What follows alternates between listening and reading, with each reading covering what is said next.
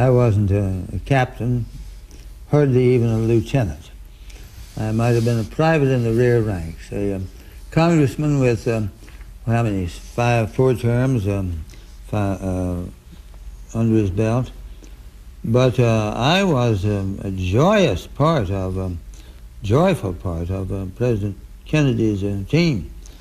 I believed in such things as the Peace Corps and the Job Corps and the other things that Kennedy had launched. I wanted to be a part of bringing them to pass. And when I was told that he was contemplating a trip to Texas in November of, I guess I was told 6 weeks earlier, I got together with all the people who would be involved. We planned the itinerary in such a way that he would go to San Antonio, Houston, Fort Worth, Dallas, Austin. He was in Fort Worth the last night of his life, and of course made his last 2 speeches here in Fort Worth. My job was to do 2 things. First, to arrange the itinerary for Fort Worth, and secondly, to try to help John Connally raise enough money for the big fundraiser that was to be held on the night of November 22nd in Austin. Fundraising never had been my forte and never was all the time I stayed in Congress. I didn't enjoy it. To me, fundraising was the crabgrass in the lawn of political life. I didn't like it. Hated to ask people for money. Connally was a little more practical than I. He said, Jim, this is the purpose. We've got to have some money, as you know, to conduct a viable campaign next year. And I want you to help me raise $100,000 out of North Central and West Texas. So I got on the phone. I got together with some people in little groups and meetings, and I think probably I raised maybe $87,000, which in that time was a substantial amount of money. I was working on the $100,000. I'm not sure that I made that. I think that was my quota, and I'm not sure that I fulfilled it. However, I insisted, this was my insistence, that we have a meeting outside early in the morning, before the meeting of the Fort Worth Chamber of Commerce group in the Texas Hotel on the mezzanine floor in the big ballroom. Those tickets, of course, were limited. The seating it was a big ballroom, but even so, you could accommodate only so many people. And I carefully worked with Raymond Buck, who was my friend and president of the Fort Worth Chamber of Commerce. And by this time, Amon Carter Jr. was a good friend of mine. And I worked with what powers that be in Fort Worth to put on a good, effective breakfast meeting of the civic, business, and commercial leadership of the community. We integrated it. We had representatives of labor unions as well as of the professions and of the large businesses. We had black and Hispanic representatives there as well. And we tried to create a good cross-section of the civic leadership of our community. But even so, gosh, in those days it was rare when the President of the United States was in your town, your hometown. There had not been a sitting president in Fort Worth since 1936, when Franklin D. Roosevelt had taken a ride down Main Street in an open touring car. I was there as a boy. I had stood on the sidelines and seen him, waved and just walking on cloud 9 simply to get a glimpse of the president. I knew there were thousands of people, plain people, ordinary folks, who loved John F. Kennedy, whose president he was, many of whom had worked in his campaign, many of whom had done the mundane, thankless tasks of wearing out their shoe leather and knocking on doors and helping him to carry Texas, which he and Johnson had done, who would love to see the president. So I imposed upon the others, and I said, look, in my hometown, I want a public meeting. I want a meeting out there. We can go right outside the Texas Hotel where he'll be spending the night. We will assemble the crowd in that big parking lot out there. In those days, before they had built the park, which now commemorates that tragic day, there was ample space for maybe 8,000, 10,000 people crowded out into the streets in all directions, maybe more. And they were crowded. I want everybody to be able to come. Folks who have to punch a clock, let's say at 8 o'clock, they could be there at 7. So we set an early morning appearance, to which Kennedy readily agreed. Boy, the night before, it rained. I awakened at about 4:30 and a patter of raindrops. I couldn't go back to sleep. Every 10 minutes, I'd go over to the window to look out. I was staying at the hotel, so I was to be there to get the president and take him out to meet the crowd. Rain was still falling. Finally, at about 15 minutes before he was scheduled to appear, I looked out and people were already gathering in rain gear, some with umbrellas, many with umbrellas. And I thought, oh, what a mess, what a tragedy. I've got the president, what have I got him into? He's got to get up on that flatbed trailer and speak to that crowd in the rain. 15 minutes before we went out there, clouds disappeared, the sun came through, bright, beautiful, sunshiny day, rain disappeared. I thought, the luck of the Irish. So I went by to get him, and we all went out. There's a picture here of the day. Appropriate time to show some of those photographs, I think. Here we were walking outside, out of the hotel. There's Lyndon Johnson and Ralph Yarborough, and State Senator Don Kennard and I. All right. Is that okay, Bob? Yeah, that's fine. And let's go ahead and point them out. Tilt the top toward me a little bit. That's good. Can you see it? Yes. Is that all right? There was a reflection on it. Now point out. Senator Yarborough and I, President Kennedy, of course, Governor Connolly, Vice President Johnson. This is Rufus Youngblood, the Secret Service man, who threw himself over Lyndon Johnson's body when the shots came, and these here, another Secret Service man here, and our crowd moved out of the hotel out to a big crowd that was waiting for us in the parking lot. Welcome to Fort Worth. Welcome to Fort Worth. Yeah. The sign there, I suppose. We see it. We came out there, and what a crowd it was. Yeah. There's one picture of the crowd. Right over here too. Looking in one direction while the president is speaking. There's still some umbrellas up over here. Oh yeah. Here is another picture shown from another vantage point. You can see people crowding in the streets, right up against the corners of the buildings, across the streets in this direction. Here you are. Here's Speaker Wright, right? Right. That's you, is it not? That young and tender-looking guy with the bushy eyebrows is I. Here's a kind of a close-up of that picture. I was so happy. I can't tell you how ebullient I was to have the President of the United States in my hometown, talking to my constituents, my folks. I was just overcome with joy. Here he spoke. This is probably as good a picture of... Is the glare okay, Bob? Yes. Here's President Kennedy speaking. Raymond Buck, who was the President of the Chamber of Commerce. Here I am. Senator Yarborough, Governor Connolly, President Johnson, the Secret Service man, ubiquitously down front, scanning the crowd. No foolishness to him, all serious business. This was a State Democratic Executive Committee woman, Mrs. David O. Ballou, Marjorie Ballou. Her husband, David, later became federal district judge some 15 or more years later. These were happy days. This was the night before, when they had arrived at Carswell Air Force Base. You can see it's dark, and someone had a bouquet of roses to give to Jacqueline Kennedy.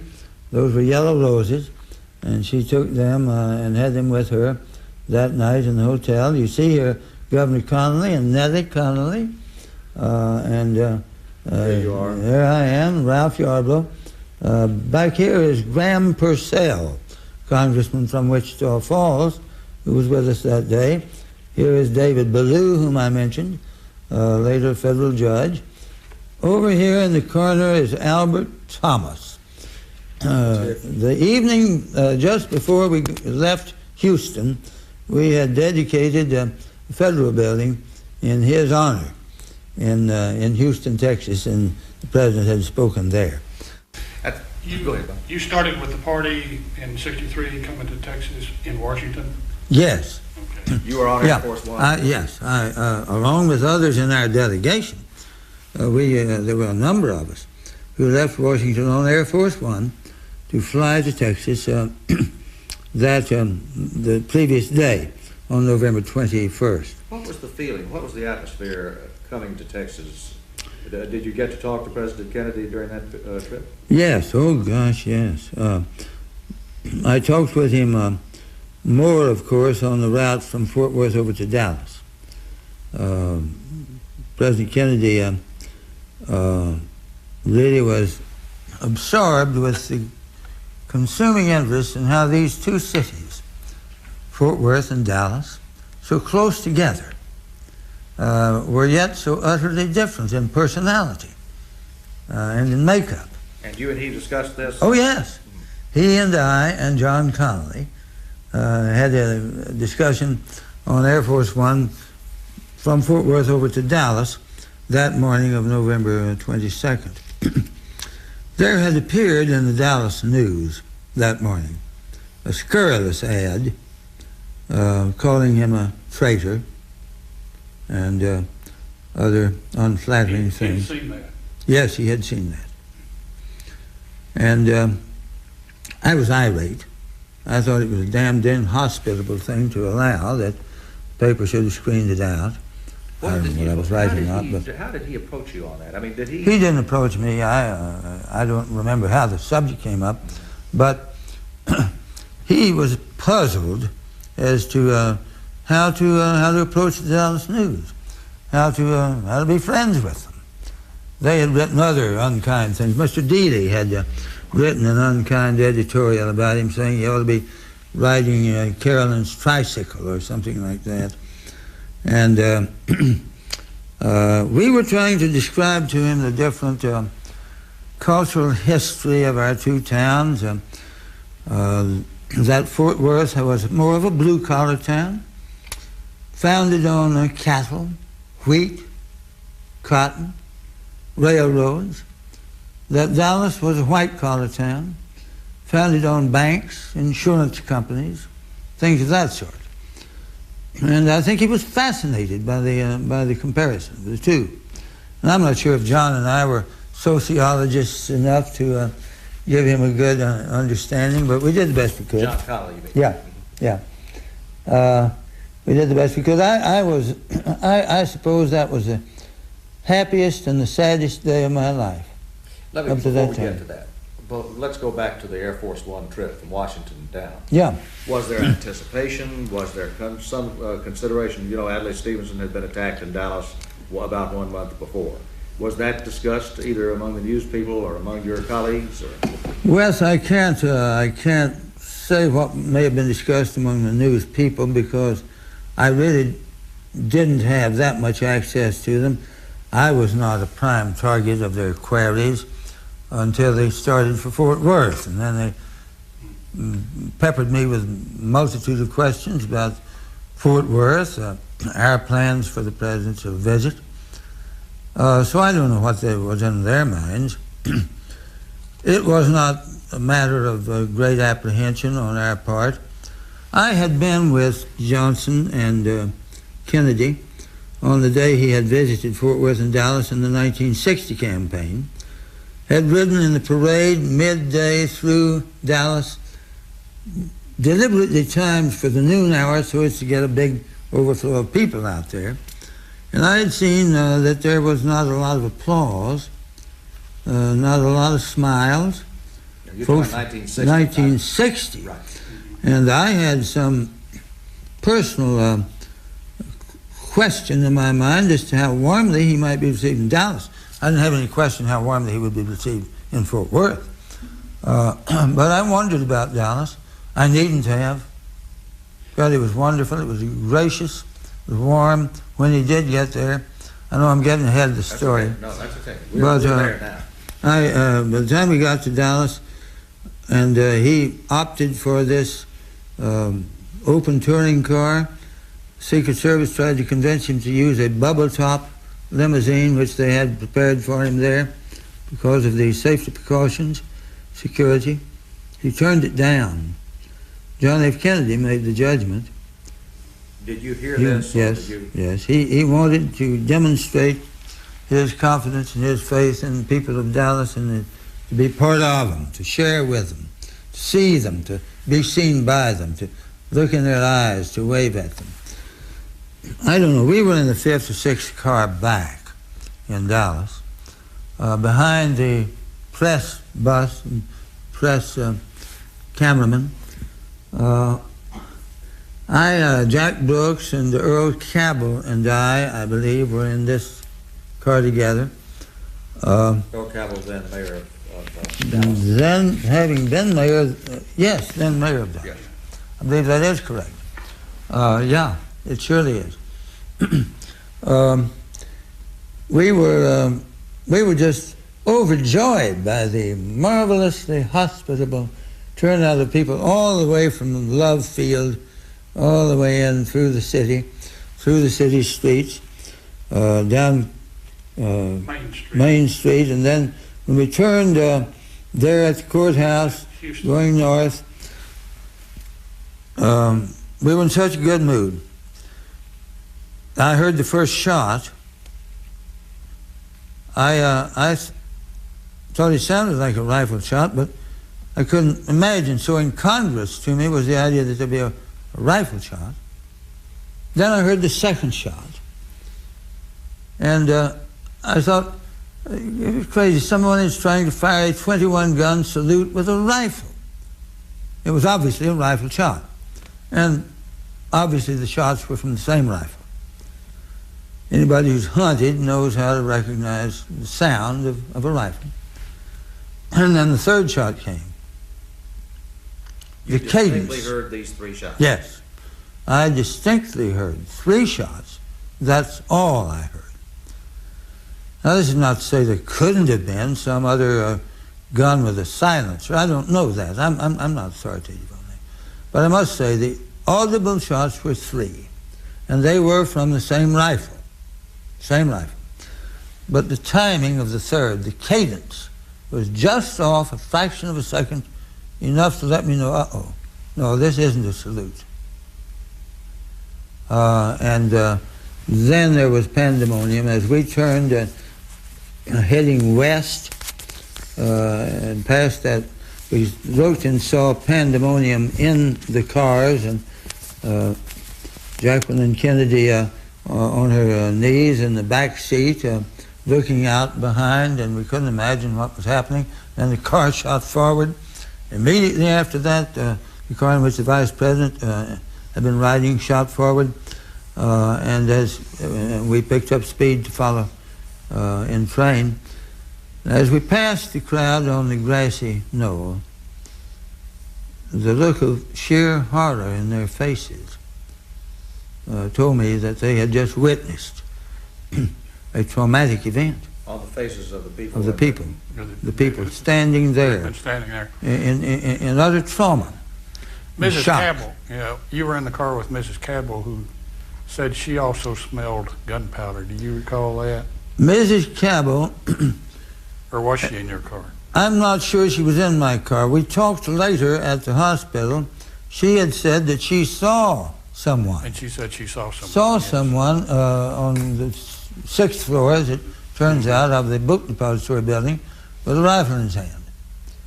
I didn't see that. I didn't look there. I wasn't looking. She did. You distinctly remember her telling you that? Yes, I did. Okay. Good. Well, it wasn't at the time we were in the car. It was later at when Parkland. we arrived at Parkland. Okay. How would you describe then your emotions at that point? You were then speeding behind them toward Yeah. Parkland Hospital? Yes. What went through your mind? Were you convinced at that early juncture that there was a possibility the president had been shot? I was convinced there was a probability that the president had been fired at, and possibility that he'd been shot. When we got there at Parkland, a group was carrying the president out and into the hospital on a stretcher. And I went and looked in the back seat of the car, and the blood was abundant, and the awful reality came upon me that President Kennedy had not only been shot, he'd been hit and badly wounded. Then, short minutes later, of course, we discovered the truth. It was, of course, an emotional time. I can't recall, but one other time during my time in Congress,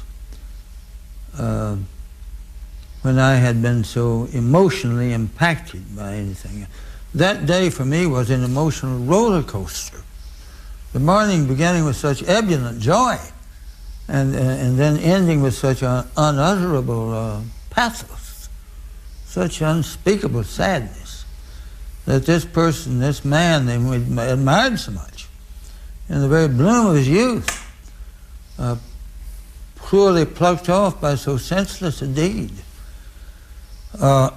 It staggered me, and I went around in a daze for some time. I'm talking about a period of not of hours, but of days. But of those hours at Parkland, how would you describe the feeling and the feeling of the people there?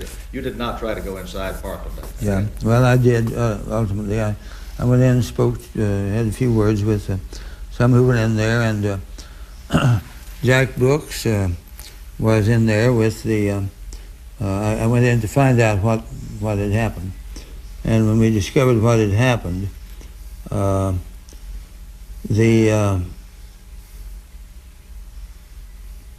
advice came to Lyndon to leave, to get out, because it might be a conspiracy, and there might be gunmen, God knows where.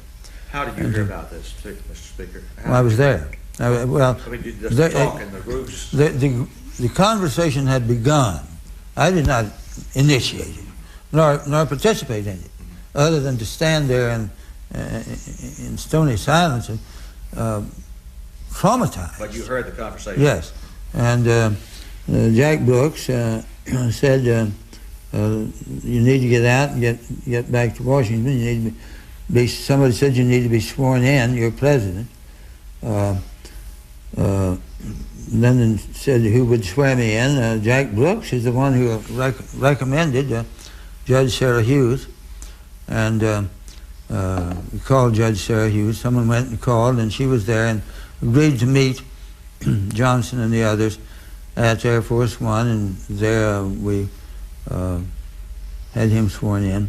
Before we get to that, did you hear that the president had died from a news conference, or did somebody tell you, or how did, They told us there. inside the hospital? I don't know how many of us were there. There weren't many of us. Just a handful of us were there and heard that. And it came as such a shattering news to me. I went out and told some of the others, Purcell and some of the others. It was an awful moment. The group in Washington, the New Frontiersmen, someone said we'll never laugh again. No, I think someone said we'll never laugh again. And Larry O'Brien said, oh yes, we'll laugh again, but we'll never be young again. And I don't know, but for all of us that was true. I think it was true for me. I was, I don't know how old I was 40 years old, I think, at the time. Mr. Speaker, Bob Huffaker, who was a reporter at KRLD at that time, interviewed you, and we think this is one of the more remarkable pieces of tape. And I asked you about it when we arranged this. You said you did not recall it. I do not recall it. The first voice is that of Bob Huffaker, and then obviously it'll be you. I'd like for you to listen to it, and then I want to get more of what your reaction was in terms of how you think it changed the country, the political aspect as well as the governmental part of the country. Here's that interview. No one wants to say anything on an occasion like this, but someone must have something to say. We have here with us Fort Worth Congressman Jim Wright. Mr. Wright, do you have something to say? We have just learned that our president is dead. This is a sad day, a day of grief, a day of shame for this land. That anyone would hate, that anyone would seek to kill the President of the United States. We must strive anew to rebuild the hope. May the merciful God console his loved ones and his family. May that same God bless this land that from this moment of such deep grief, we may rebuild in faith and not in fear, and love and not in hate. I know the nation mourns and will deeply mourn. Those of us who were with him today when he was so alive, so brilliant, so outgoing, exposing himself to the public, will never forget this experience and will always remember him as the president who went to the people, not fearing to expose himself, his person, his safety, his own repose, to his land and his people. It is tragic that in this free land anyone would so learn to hate in his heart that he would seek to take violently into his hands this kind of an act. But it has been done. There is still in this land the fiber to rebuild on a basis of respect for duly constituted authority, and we must do it. We must not panic. God bless you, Congressman Wright. Do you recall that now after having heard it? Yeah, I recall it now. I hadn't heard it from that day until now. How has it? Has the country rebuilt completely? How did it change the country in your opinion? For a little while, yeah, I think it set at rest the fevered hates that are fed by demagogues, some sincere perhaps, none of them good for the country, people who teach us to hate one another, teach us to despise and loathe people in authority. I can't improve on what I said that day. I'm amazed that I had the presence to be able to say those things, but as I listened back, my thoughts or the words I would express are no different than they were that day. I think for a little while we did restore in shame our lost respect for civil and duly constituted authority. We did in our grief draw together for long enough that the new president, Mr. Johnson, could lead us, and we would have enough respect for the institutions of our free society that we had a sense of compatibility and cooperation. And that's how things get done. I regret that that mood didn't endure, and maybe in the nature of human creatures it just isn't going to endure. Ultimately, somebody will come along and preach hate again, and fear again. And we see recurrences of that, and may God in His heaven grant that we don't have to have tragedies of this kind to bring us back to our senses from time to time. I want to come back to the general feeling in the political process right now that there is a negative advertising and a meanness by the opponent toward the proponent and the proponent toward the opponent, so forth. But let's go back right now to Parkland Hospital. Do you recall where you went after this interview and after your, I presume you were out there on the outside of Parkland at that time? Well, I went back to Washington and I went home and went home and was in a daze, really. I mean, in a state of shock. I remember the events, of course, the funeral, the service, the ceremony inside the rotunda. You attended the entire funeral? Oh, yeah. I did. And for some young people back in Fort Worth, I was given one of the shoes from the horse, the black riderless horse that marched in the parade. You have that today? No, I gave that to some people. I don't know where it is today.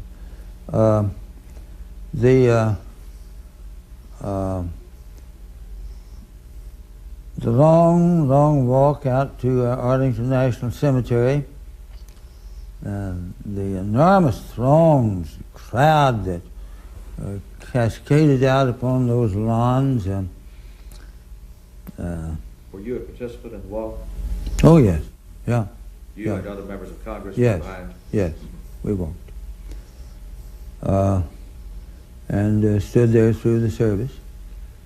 I remember little else except then later watching television when I was back at my office or back at home, whichever, and seeing President Johnson following that service, receiving all of the ambassadors and representatives. Charles de Gaulle was there, and the only two of the group I remember who were as tall as Johnson were Charles de Gaulle and Ambassador Dobrynin, who then was a new ambassador from the Soviet Union. He stayed on, I think, to be probably the longest, the Dean of the Corps, perhaps. He stayed on until 1987, I guess. And when he was called back by Gorbachev to become a foreign minister.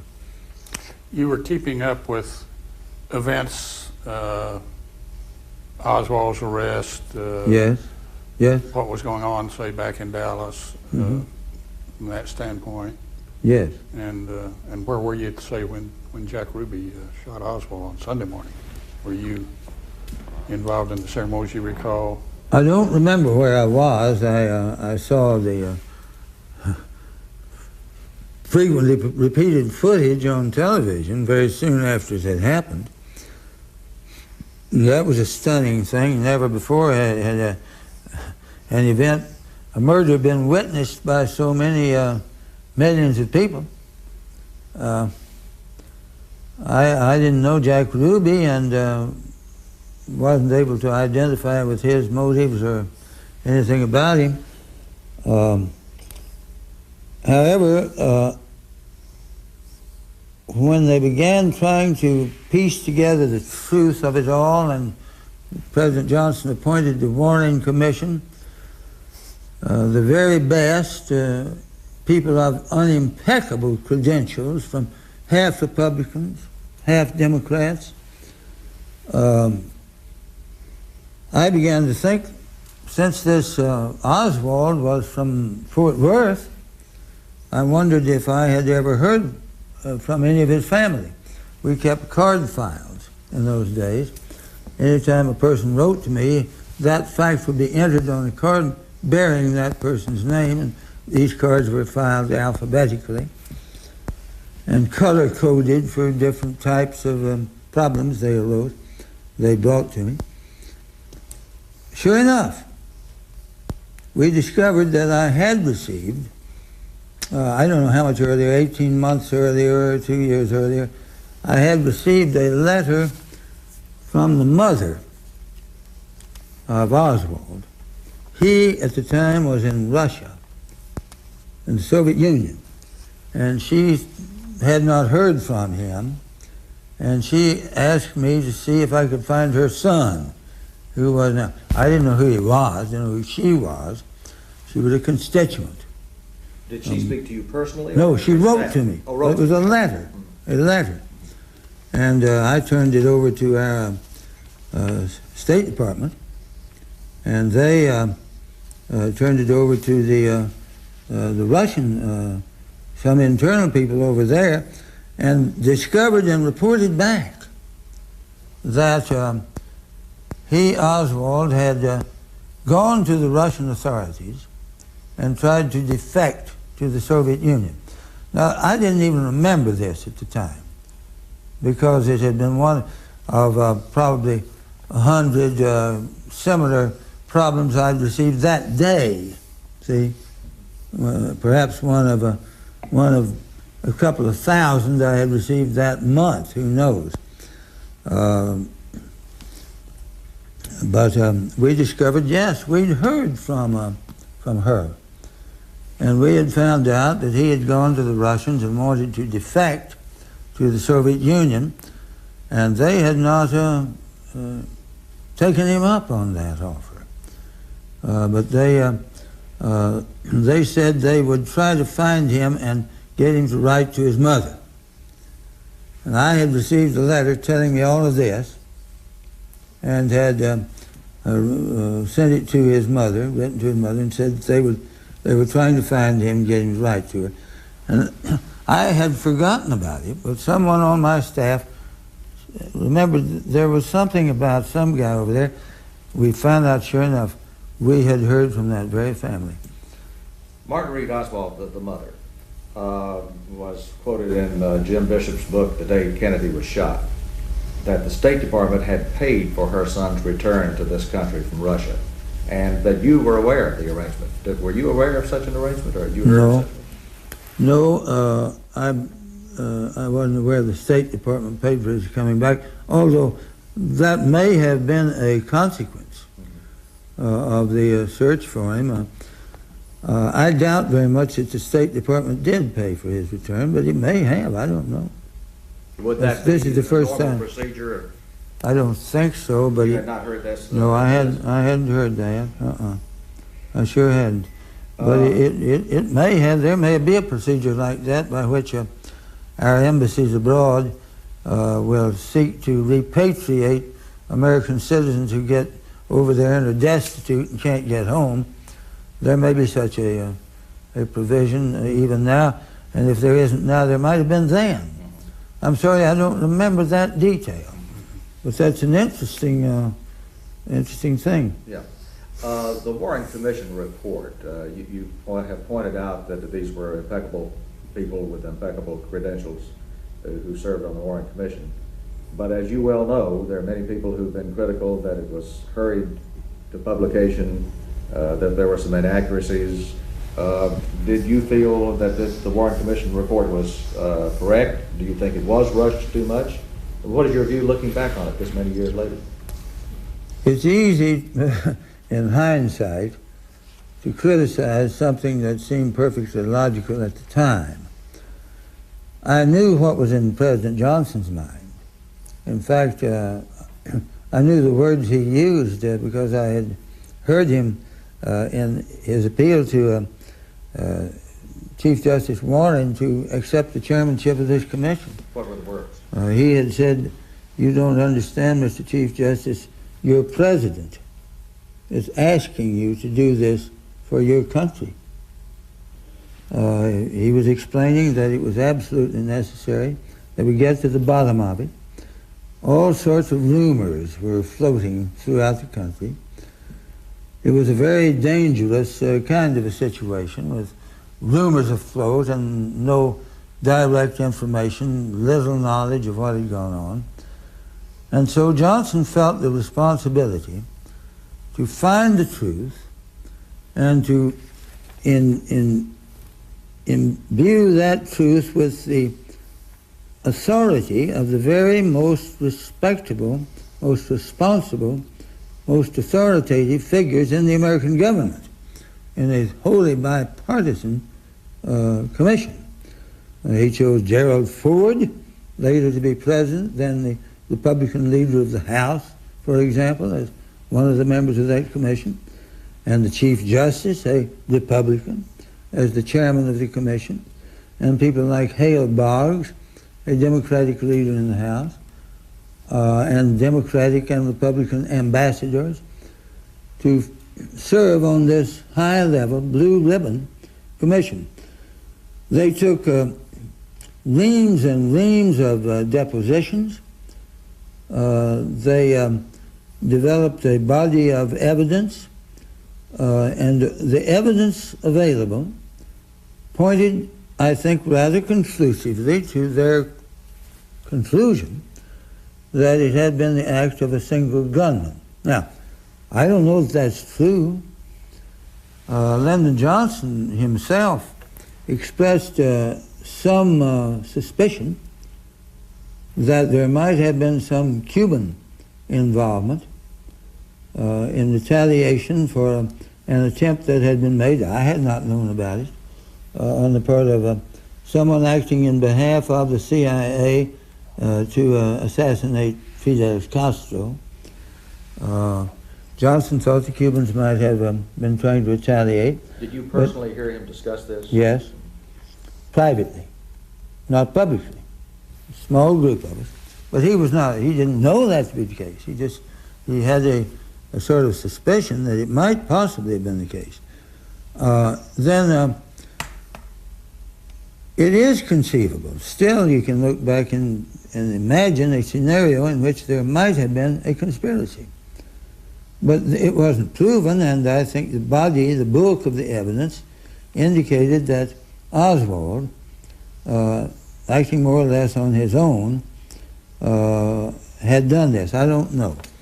All I know is that I had confidence in the integrity of the people who composed the commission.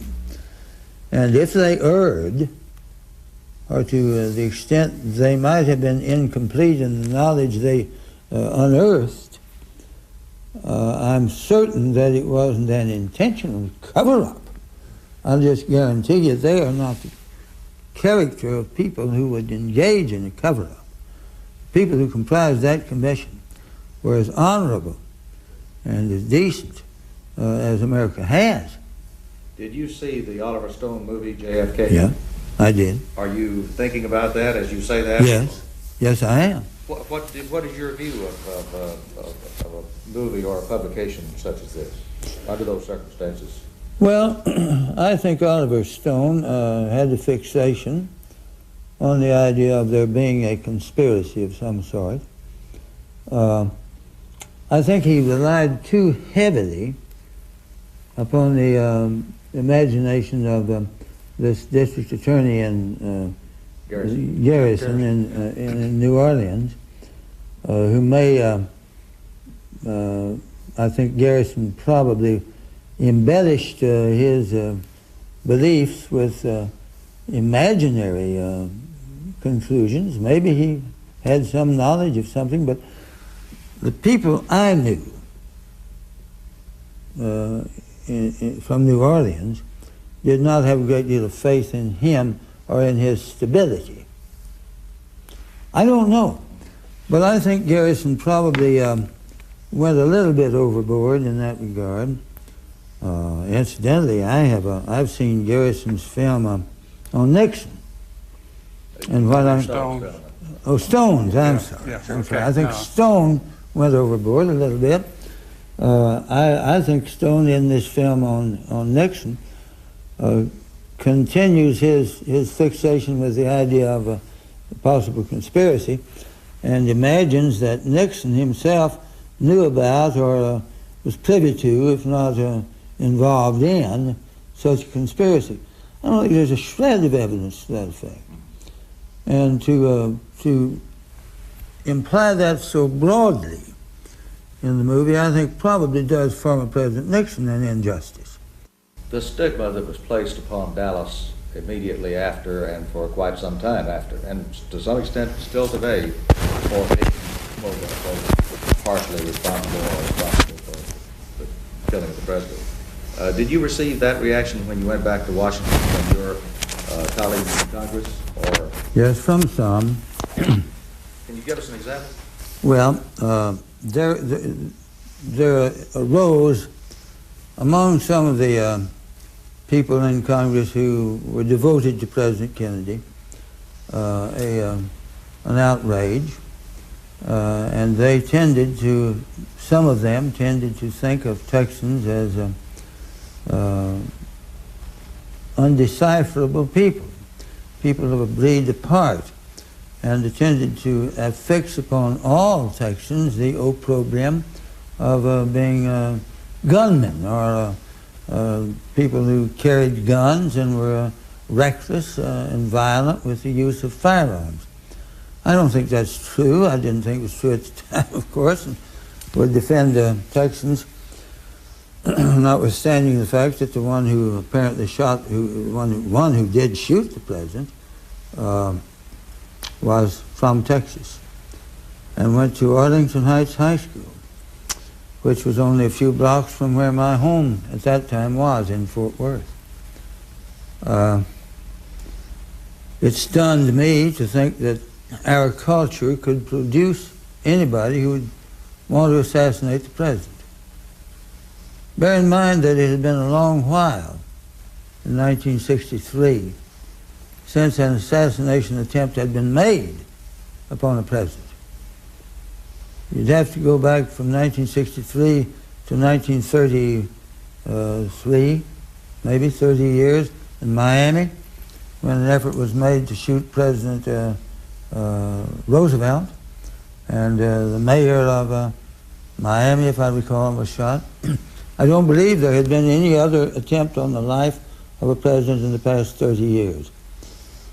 So it was stunning to us, almost unbelievable, incongruous that in the sublime scheme of things, people would be so insane as to anyone to try to want to assassinate the president.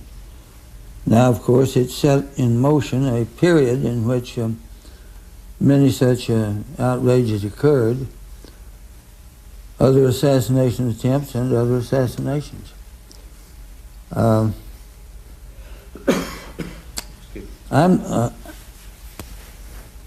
I'm sure that there were some people who tended to blame Texans and Dallas. Some people were angered that the Dallas News had run this column, or had run this ad, this advertisement calling for the president's not assassination, but impeachment. Treason, yeah. They're calling him guilty of treason. But when you stopped and analyzed the two, they were not related. Apparently Oswald was a leftist, apparently a person of communist inclination. The people who wrote the ad were right-wingers, 180 degrees on the ideological spectrum away from the ideology of Oswald. So I just think that these were happenstances. It was bad, and it is bad when people are taught to hate, and some people in our communities have been taught to hate. You can order a videotaped copy of any of tonight's American Perspectives events by going online to the bottom of cspan.org's homepage and clicking on C-SPAN Store. Or call C-SPAN Archives toll-free weekdays at 1-877-ON-C-SPAN. That's 1-877-662-7726. Our look at oral histories of the JFK assassination continues now on American Perspectives with retired Secret Service agent Winston Lawson. He was in charge of security in Dallas and rode in the lead car in President Kennedy's motorcade. This interview, provided to us by the 6th Floor Museum at Dealey Plaza, runs a little over an hour. In the presidential detail that you were a part of, did you have a particular assignment, a particular duty? Most regular agents on the detail are shift agents. They have shifts of 8 to 4, 4 to 12, and 12 to 8, all around the clock, depending on where the president is, and if the president is in the White House, you're stationed at the White House. If the president is on the trip, either overseas or to Dallas or wherever, the shifts go along.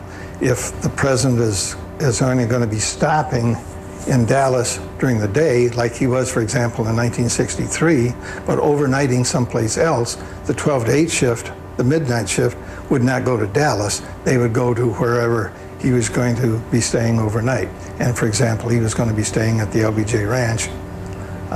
So that midnight shift that got done in Fort Worth would have gone to the LBJ Ranch area, gone to Austin, and then be taken over to the ranch.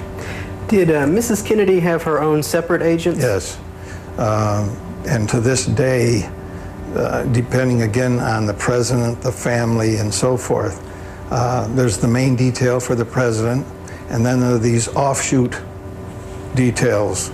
If the president has a wife, if he has children that are protectable and so forth, then there are these offshoot, smaller details that are involved. They're all part of the Presidential Protective Division, but if the wife and the children are someplace while he is at point A and he's at point B, well, of course they split. Did Kennedy do a lot of fraternizing with the Secret Service agents? Not really. He was pleasant to them. If you'd been around for a while, he knew who you were. And each president is different, believe me, just because of their personality or whatever. And you try, even to this day, not to get too familiar. You spoke when you were spoken to, unless there was a reason, for bringing something to their attention or something like that, or if there was a reason to talk to them. And each one is different. Each vice president, each president, some were friendlier than others, and some of them, because their personalities or what was going on at the time. Do you recall any particular anecdotes or stories that involve you and President Kennedy having any sort of exchange that you can recall for us here? Yes, on his trip on President Kennedy's trip to Ireland, the summer before he was assassinated, that was the summer of 1963. He had a number of stops in Ireland, of course, over a couple of days. And one of the stops, he was in the mayor's office and so forth, council chambers, came out, and the crowds were just tremendous. And I think it was County Cork, but I'm not too sure. But it was one of his many stops.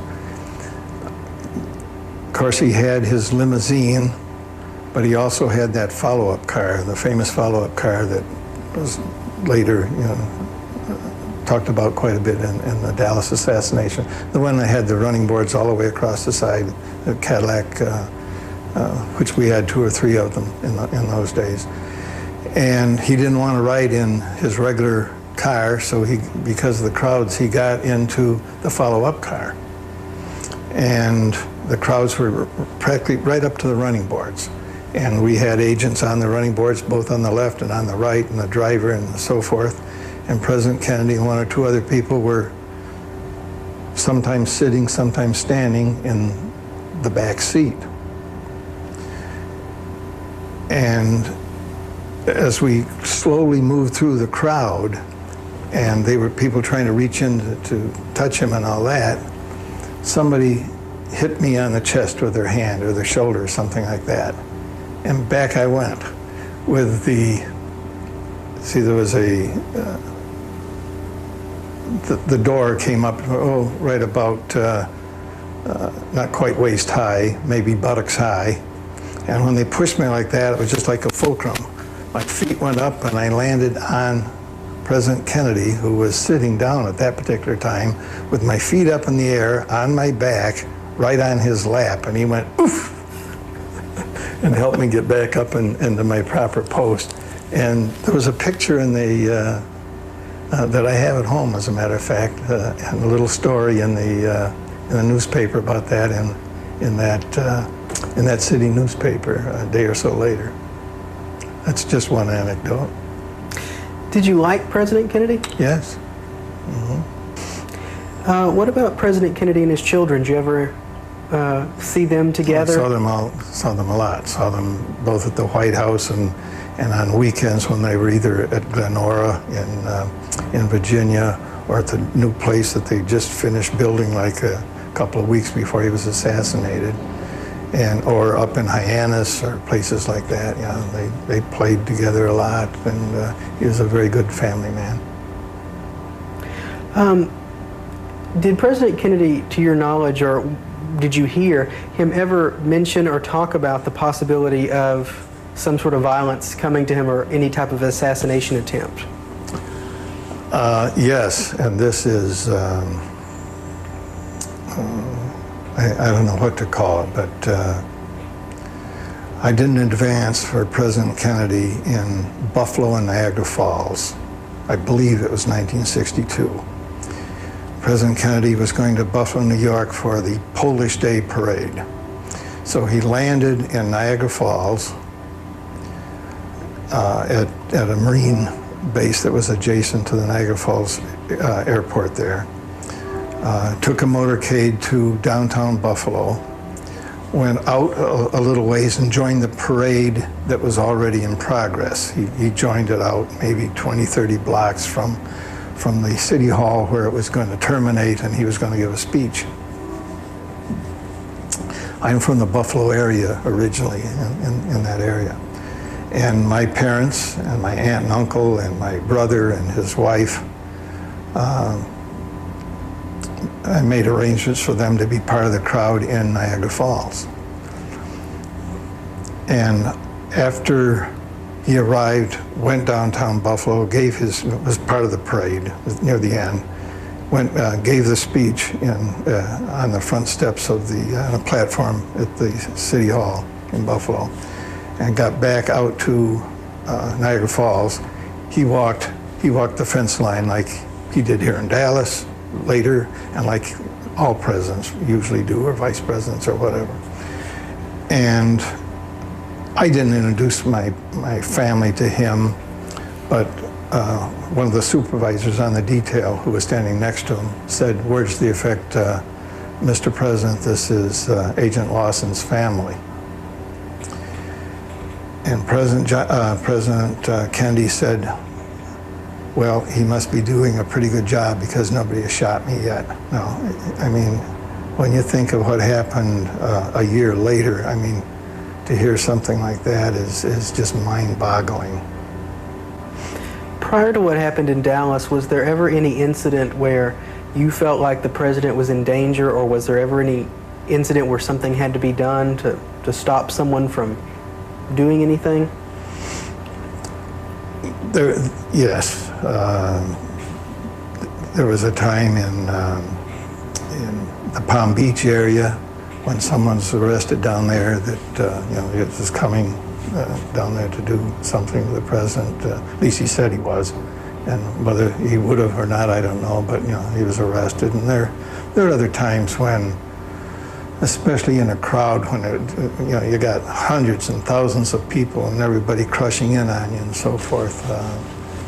You just don't know what happened. I remember a time in Costa Rica when President Kennedy was down there on a visit and giving a talk, and he was leaving by helicopter right after the talk, and the people just swarmed on the thing, and like those presidential helicopters have that thing that flaps down, and you've seen them come down the ramp and go back up the ramp and so forth.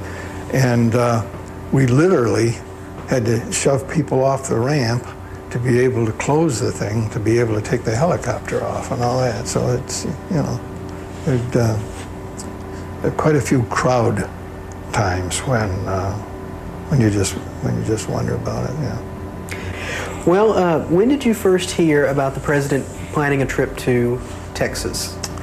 I got a call on November 4th that I was going to be assigned the advance. And I believe at that time also they said somebody would be joining me. Ordinarily, in those days, two people went out and went out at about the same time. But because he had some stops,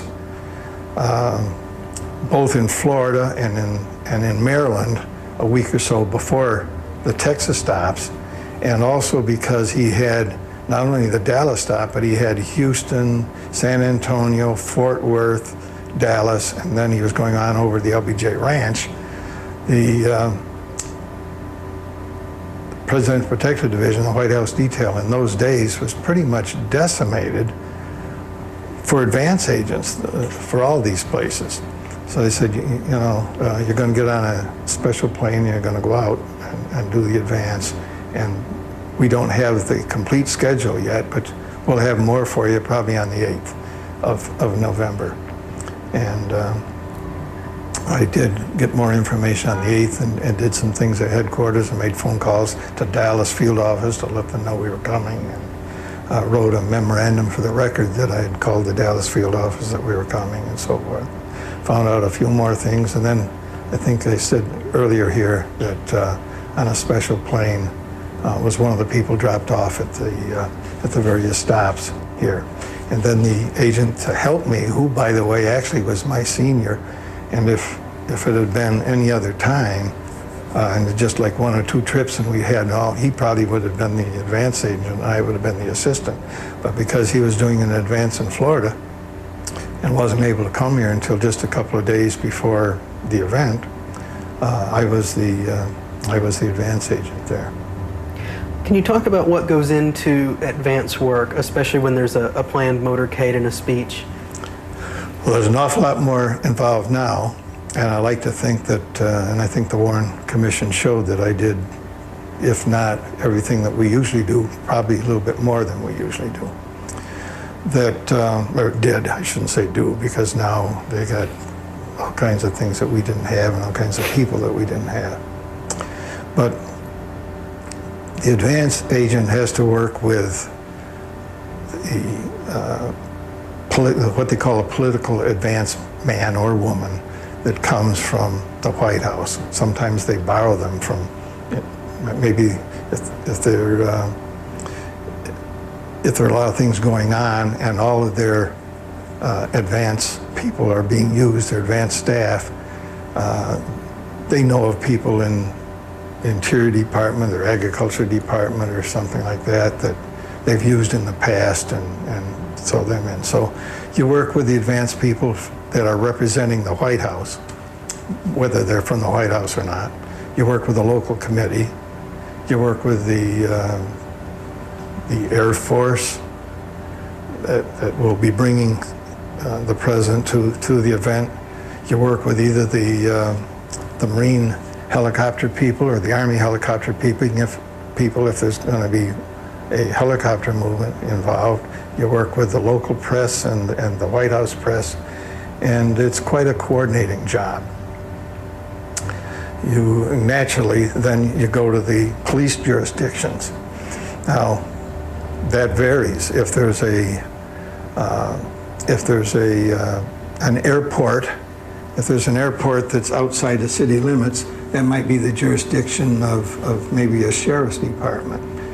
And perhaps the state patrol or the highway police or whatever that particular state calls their state group, maybe they have jurisdiction of the roads to and from as well as the sheriff's department.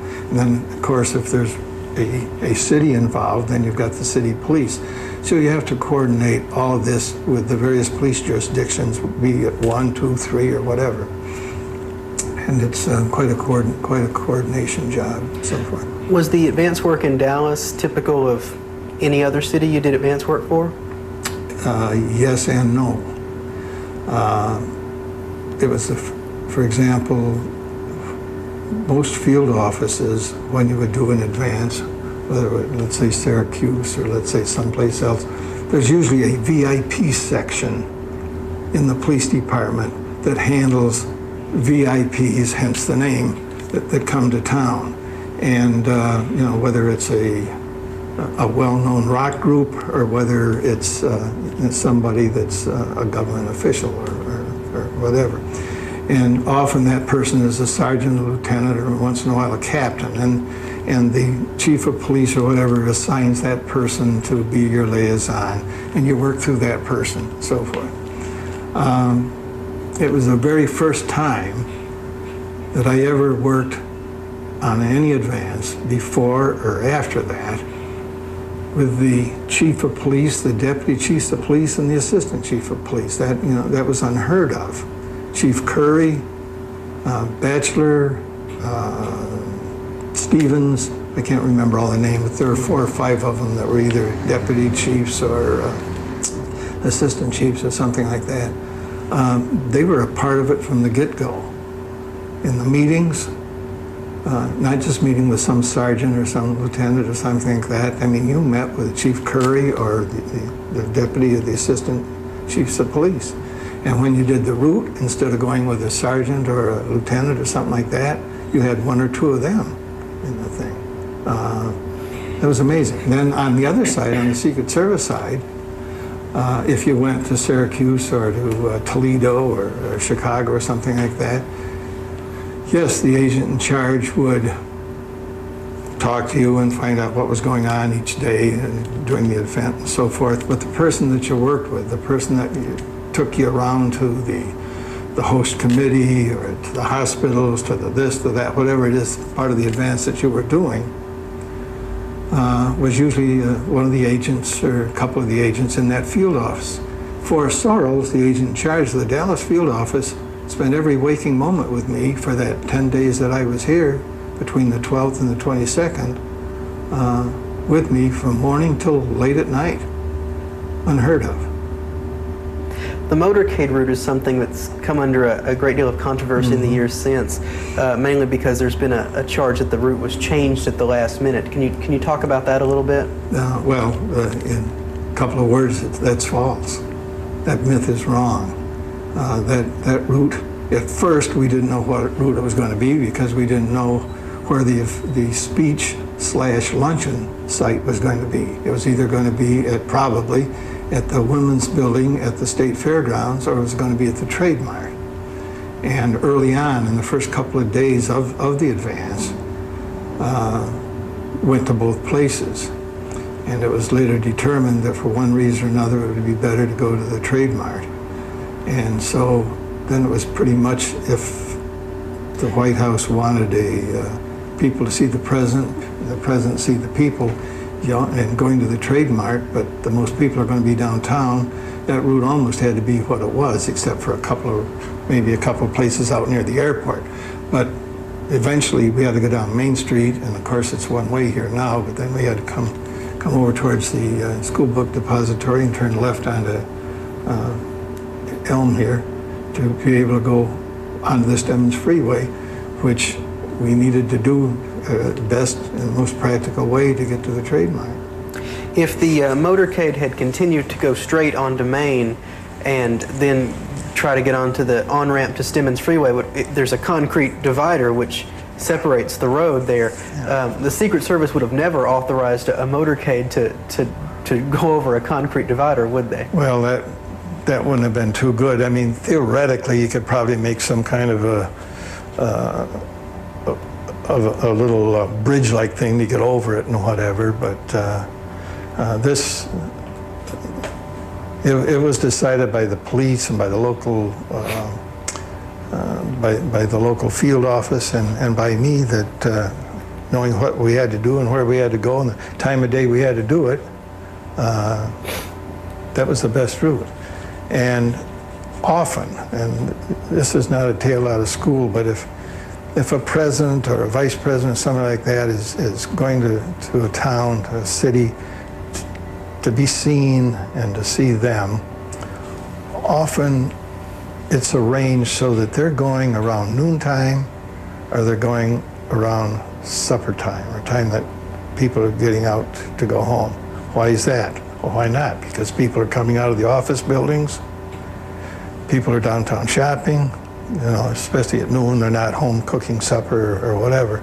And so you've got a built-in crowd if you take someone down to a downtown area that has a lot of office buildings, a lot of stores and things like that. And so that's one of the reasons that they came downtown.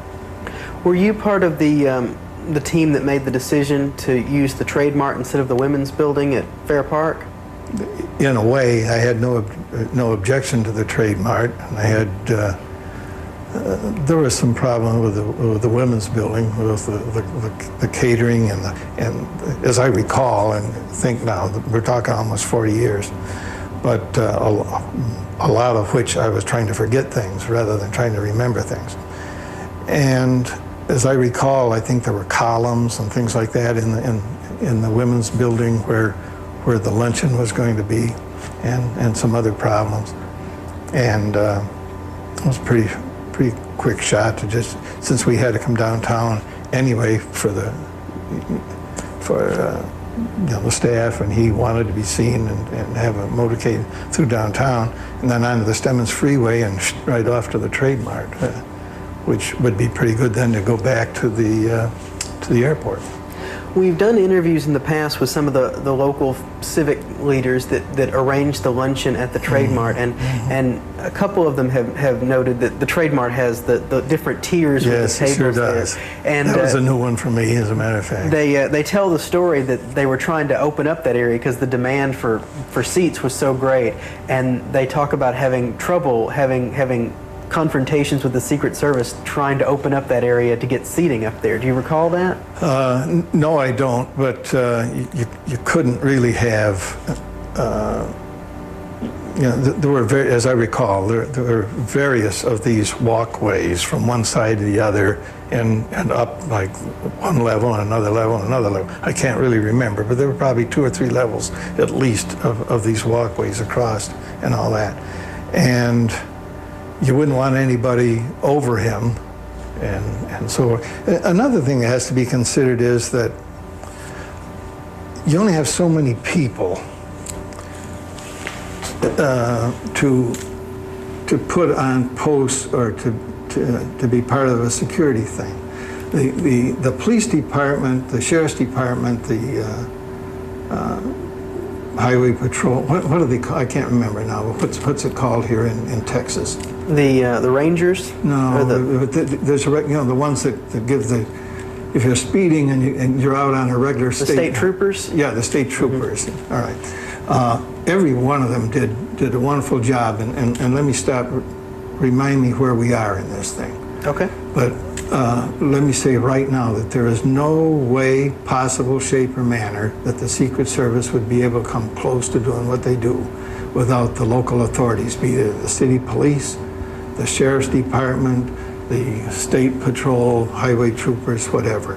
There's absolutely no way that, because especially back in those days when there were very few people. Now there are quite a number more of Secret Service agents than we had, plus some other technical things and all that we do. But we had very, very, very few people, and especially when we were making all these stops, so that it took away from our groups of people because they were out doing advances and so forth.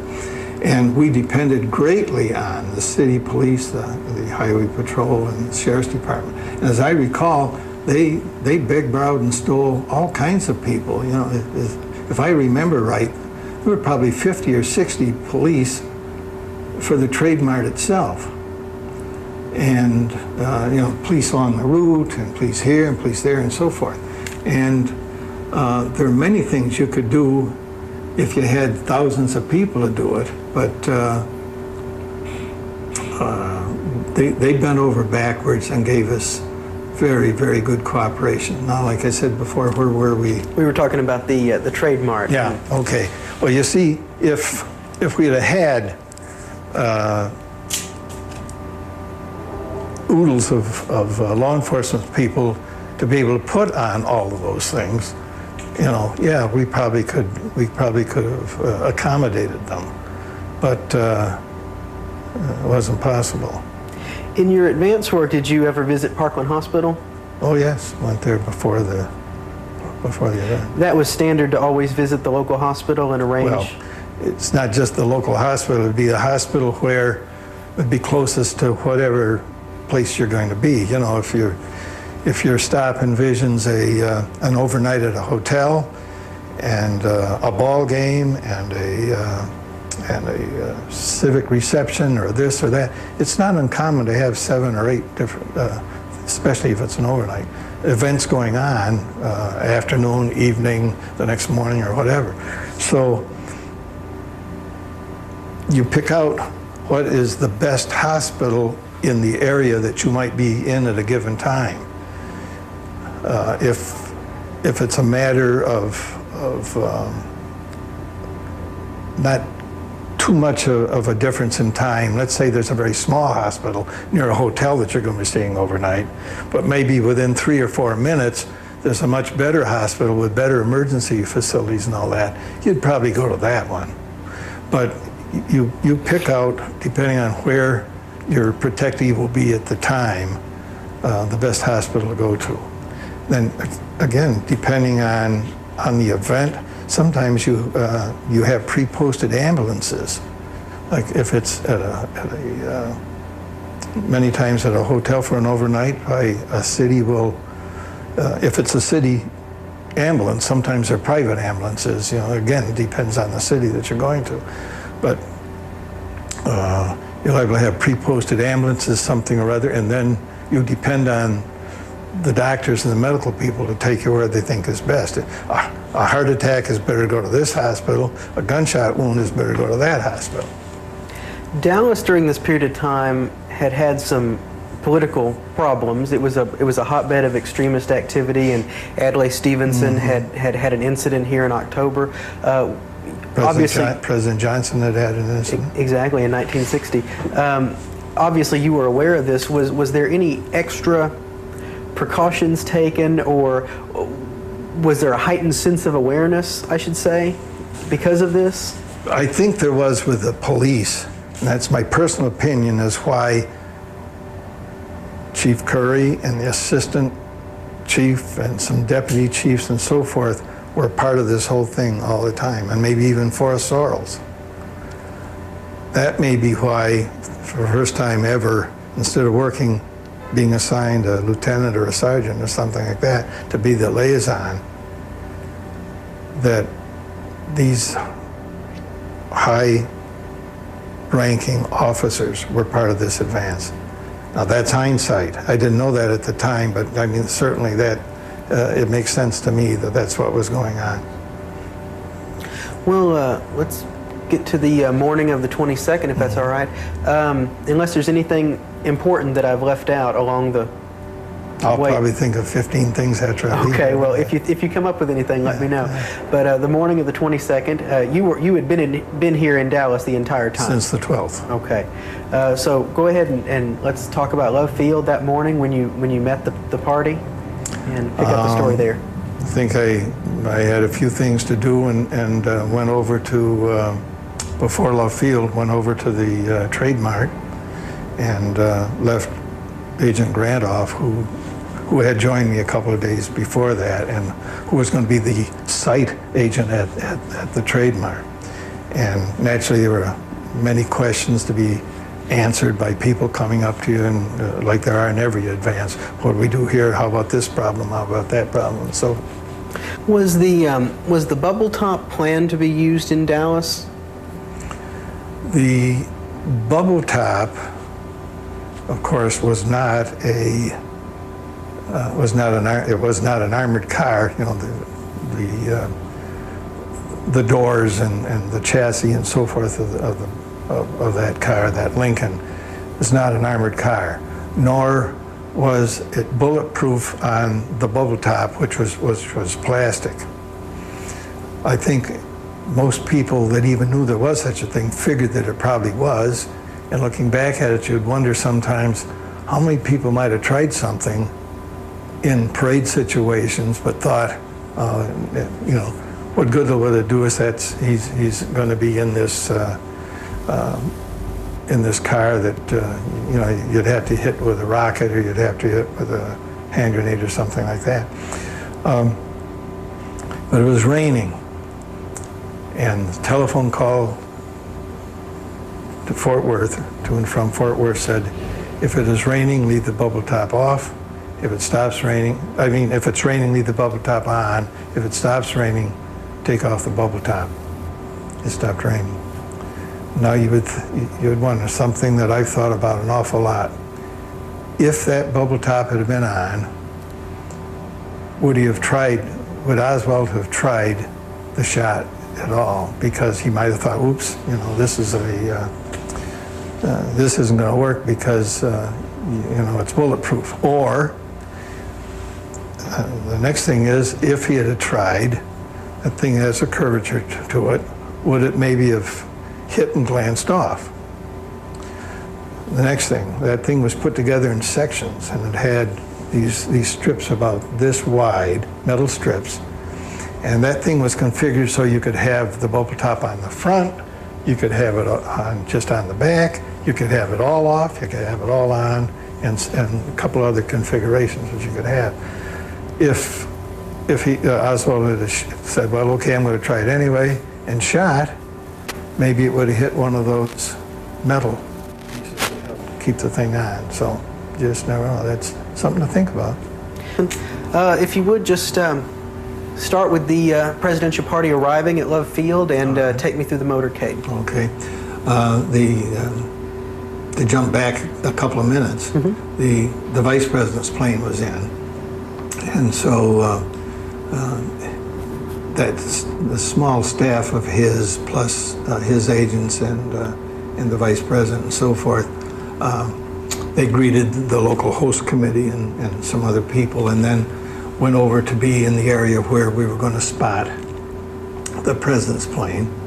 The press plane had come in prior to that, because the press plane, at least in those days, and I would imagine still, the press plane tries to leave after the president leaves someplace, so that they're able to see. It's like a death watch, frankly.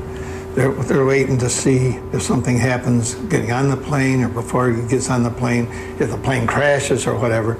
So then the president's plane takes off, the press plane gets up in the air, and if it's a far enough trip, then they somehow try to get ahead of the president, and then they land first so that they're in their press pen and so forth and doing their thing when the president arrives. Again, like the death watch or something, see whatever might happen.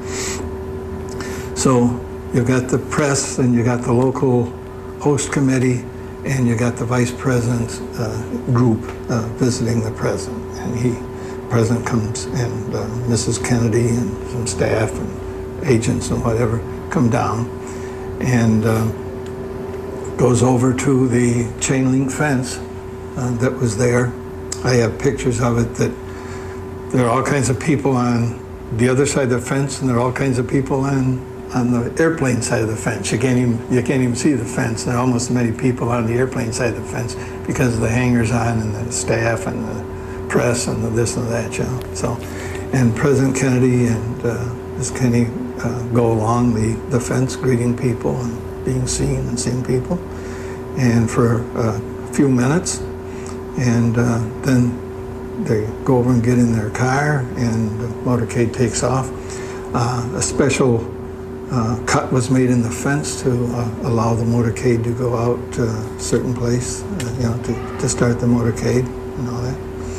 And the pilot car is now gone ahead, and the lead car that I was in was just ahead of the president's vehicle, a follow-up car behind him, and then some other vehicles, and the vice president and the staff, and it was quite a motorcade. Buses and staff cars and VIP cars and things of that type. Who was in the lead car with you? The lead car was driven by Chief Curry in his, either his or another unmarked Dallas police car, driving, so he was in the left front seat. I was in the right front seat. Sheriff Decker was in the rear seat, and SAIC Sorrells, the agent in charge, Sorrells from the Dallas field office, was in the back seat. Unprecedented. About how far ahead of the limousine did the lead car stay throughout most of the motorcade? You usually try to be pretty darn close, so that they can see where you're going and all that, because if you have to go to a hospital, or you got to do this or that or whatever, in those days, especially when the driver didn't come. Now probably one of the drivers would have been part of the advance team. I think I said before that you'd have site agents, depending on how many sites. You'd have a motorcade agent, you'd have the technical people, the intelligence people, an airport agent, the site at the trademark agent, and so forth. But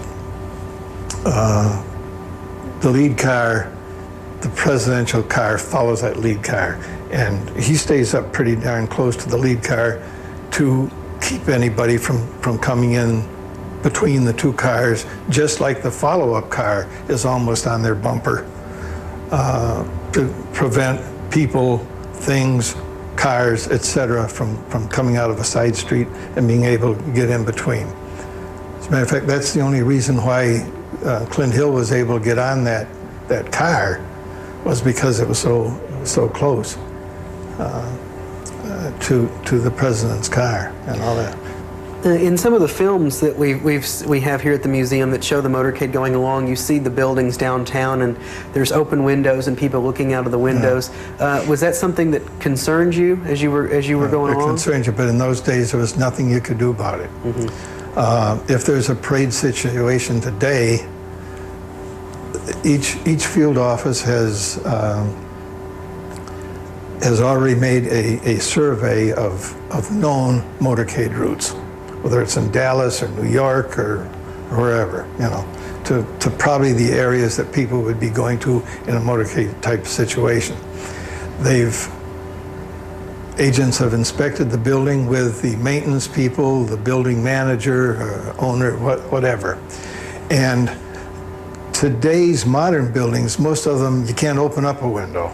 These new high-rise office buildings and all that, the windows don't open. You can't even throw a chair through one if you wanted to. There are some of the older buildings and so forth that you still can open windows. But what they do, they put out a notice. I mean, this is not a country where by fiat you can just say you can't open your windows. I mean, it's not a totalitarian country, but you can request people not to open their windows. You can request people not to bring all their friends down and be in your window, because boy, this would be a great vantage point to see this motorcade. Please don't do that. If you want to see, go on down and whatever. Or if you are in your windows, they got to be closed or whatever. And they have enough people now stationed along with radios and counter sniper teams on certain buildings that look down on other buildings and all that belong to the Secret Service counter sniper teams.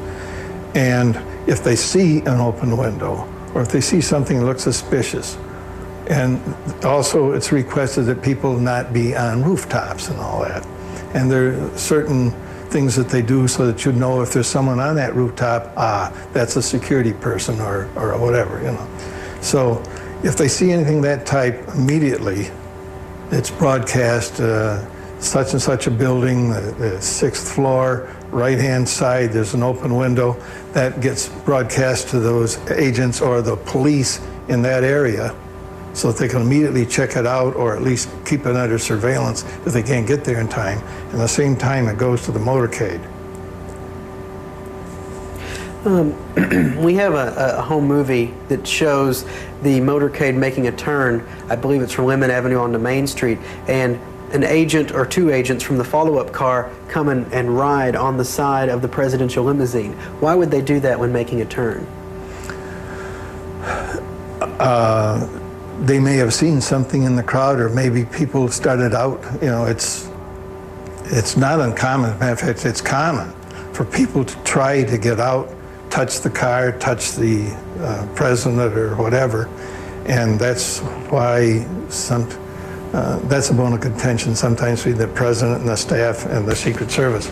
We'd love to have motorcycles completely surrounding his car, but noise, lack of sight back and forth, etc. They just don't want it. We'd like to have them in a bubble all the time if we could, and not just a plastic one, but another one. But you have to give and take in these type of things. And I would imagine something happened on that route where either people were coming out or something else caused them to jump off and run up. Often, I mean, that's just done all the time.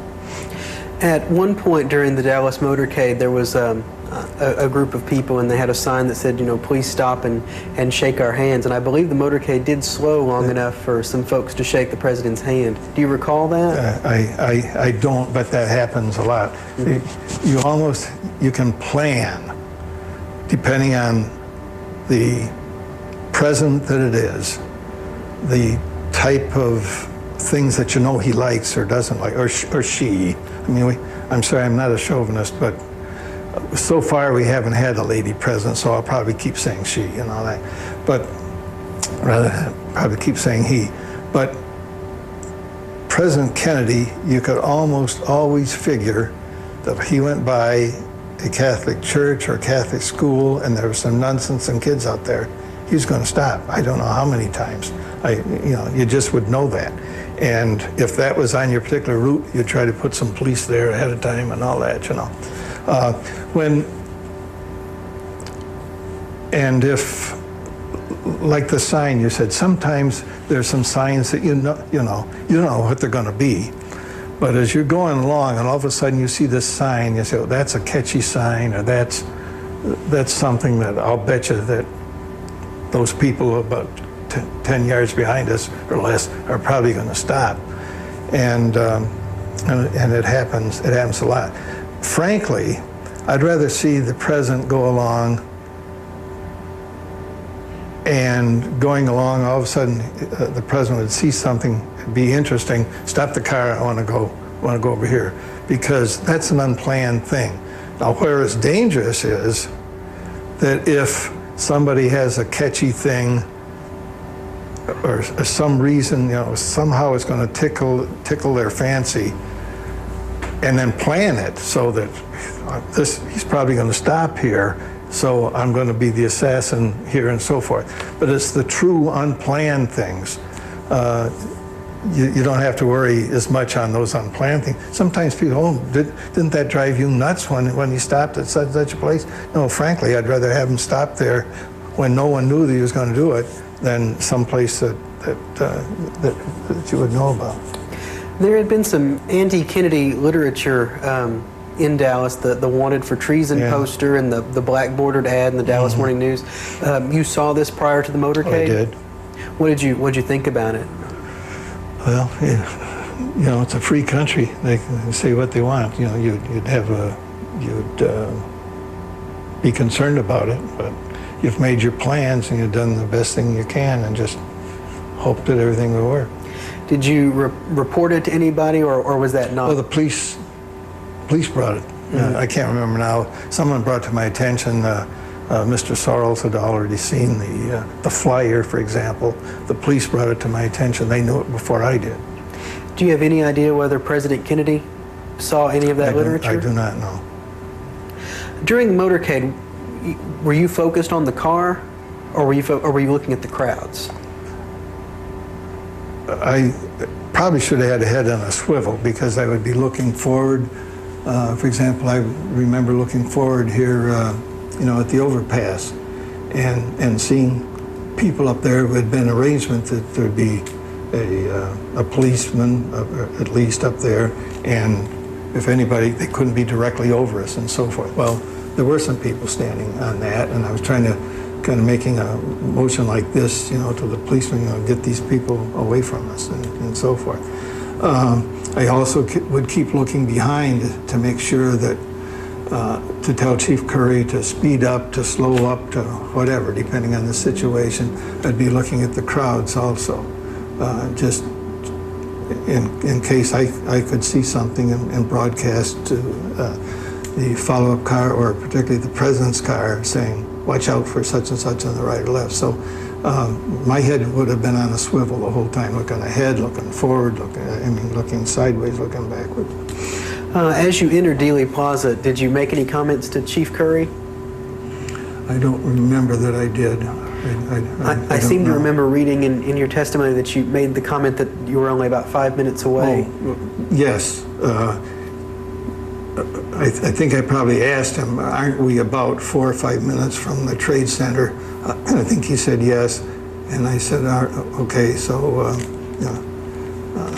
I can't remember now whether I broadcast to the people out at the Trade Mart. I think he did to his the various officers that were on duty out at the Trade Mart. Well, if you can, tell me in as much detail as you remember about the assassination itself. I believe I was just about to go under the pretty close anyway to the underpass to go on the Stemmons Freeway sometime a little bit later, and I heard a shot like that, and then I heard another one, and then that third one was a little closer to the second one than the second one was to the first one. And I didn't think firecrackers, I didn't think pop balloons, I thought shots. And I thought immediately that it, because I was facing that way, I thought immediately that it had come from over my right-hand shoulder, which in fact it had. And it was so quick and all that, and I think almost immediately we heard from the president's car, the assistant agent in charge, Kellerman, said something about floor it or hurry or president might be hit. Around that same time, a motorcyclist pulled up alongside of us, I believe, and said to Chief Curry that the president had been hit. And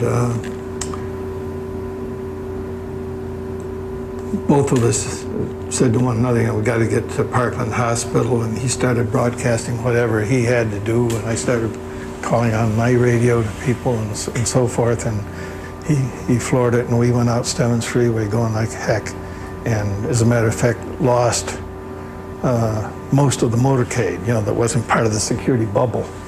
And as a matter of fact, they, not even knowing what had happened, or maybe wondering what had happened, part of the motorcade pulled into the Trade Mart, not knowing that we'd gone right on by the Trade Mart and gone to Parkland Hospital. But we went about as fast as you can go out through there, and I don't know how Clint Hill ever stayed on that car. During the assassination itself, did you see the president or Mrs. Kennedy? No, you mean back? Behind you? Behind, no. You didn't see anything? So you weren't actually aware who was hit or if anyone was hit? No, I just heard the shots and then was told that the president had been hit and so forth, yeah. And you think the shots came from? I know they came from my back right. Back right. I'd fired enough before and I'd fired enough since, and on firing ranges and all that. I knew rifle fire, and I knew where the shots came from. Well, as you got to Parkland Hospital, why don't you pick up the story there and tell me what happened?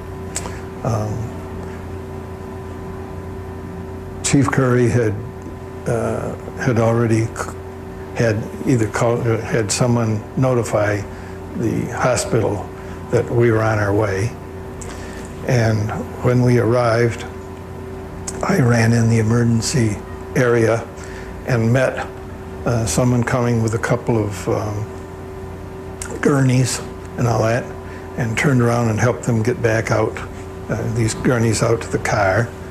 Of course, Governor Conley and his wife had been in the jump seats, which are fold up seats, and they were in front of the President and Mrs. Kennedy. And Governor Conley had to be moved before the President could be moved. And then I helped put President Kennedy and with other agents and people and all that on one of the gurneys and go into the emergency room area and to the trauma place there where we were guided to.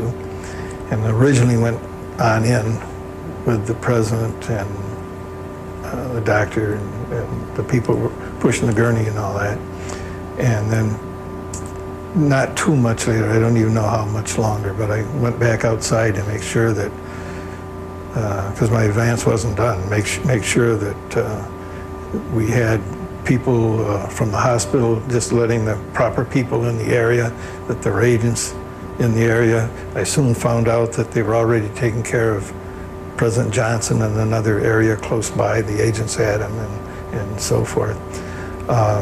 And then went to one of the offices nearby where there's a telephone and called Washington and kept the line open with Washington with our Secret Service headquarters all the time we were there. Did you get a good look at the President's wounds when you approached the motorcade?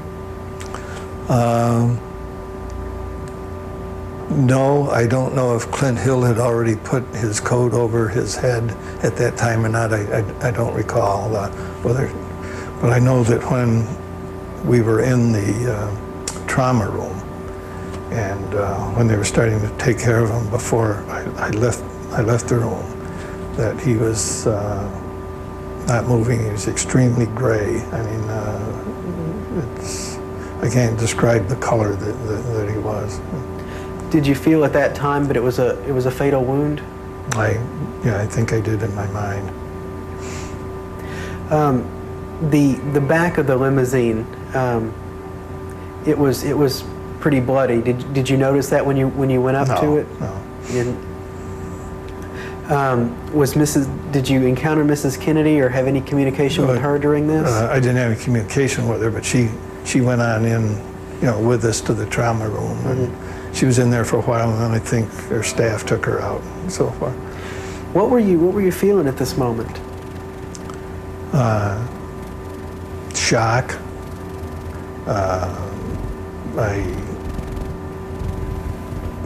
You wonder, everything is going through your mind. What could I have done that I didn't do? How did I mess up, and if so, how? I was the first agent to lose a president, and to this day, I'm still the first agent to lose a president.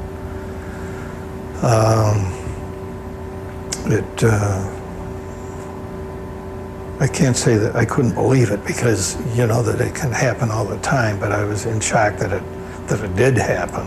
I don't mean in shock like people with a wound or something that go into shock, but I was just my gosh, it did happen type of thing. There have been stories that in the immediate aftermath there in Parkland there was some confrontations, an actual physical struggle between some FBI agents and some Secret Service agents. Do you recall that? No, I don't know. See, I wouldn't have been, right off the bat I was inside and I was in the trauma room, and then from there to the office, and I stayed there at that telephone and all that. And I didn't leave until we took the body out to put it in the the Undertaker's hearse or whatever it was. I think it was a hearse, and then riding on out to the airport to help put the body on the airplane. Some of the agents had already left by that time because they'd taken then Vice President Humphrey. Listen to me, Vice President Johnson. I'm sorry. I was with Vice President Humphrey, so once in a while I'll get them mixed up.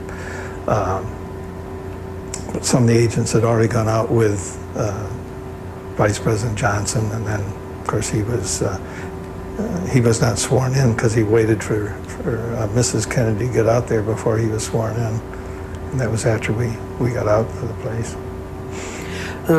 A point of controversy that has come up over the years is the fact that while the motorcade was there in the Parkland Bay there, some Secret Service agents got some buckets and sponges and started wiping out the back of the limousine. I know you weren't part of the group that did that, but do you have any idea why they would have done that immediately at that point? No, I don't. Okay. It's just something I wanted to ask because it's stuff that comes up. Yeah, right. Okay, and one other thing I wanted to ask you about the motorcade. Another myth is that the lead car actually stopped after you emerged from the triple underpass. The lead car never stopped. Never stopped. Okay. Okay. Well, once you got back out to Love Field with the casket, why don't you go ahead and pick up the story there, if you would? Well, waited outside the airplane. Chief Curry, had gone out with Vice President Johnson. So Chief Curry was inside, and he was in there when the federal judge came and swore in Vice President Johnson to become president.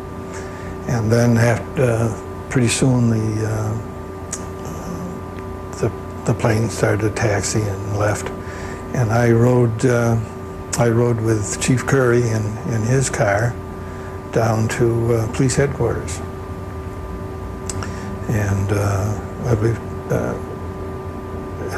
agent in charge Sorrells was I don't know if he was at his office, but eventually he came over to police headquarters also, and I was there in police headquarters for a number of hours, and I saw the complete chaos, that was there. You wouldn't believe how many people were in there. People in off the street, the police themselves, the news people. You could hardly walk up and down the corridors for the amount of people that were in there. At one point, I looked in on, his name is Fritz. I can't remember if he was the captain or what, but he was head Captain Will Fritz. He was homicide. I think he was chief of homicide detectives, and listened in on some of his and Mr. Sorrells in with him, questioning Oswald, and back around. Then sometime later, I went over to FBI office, and then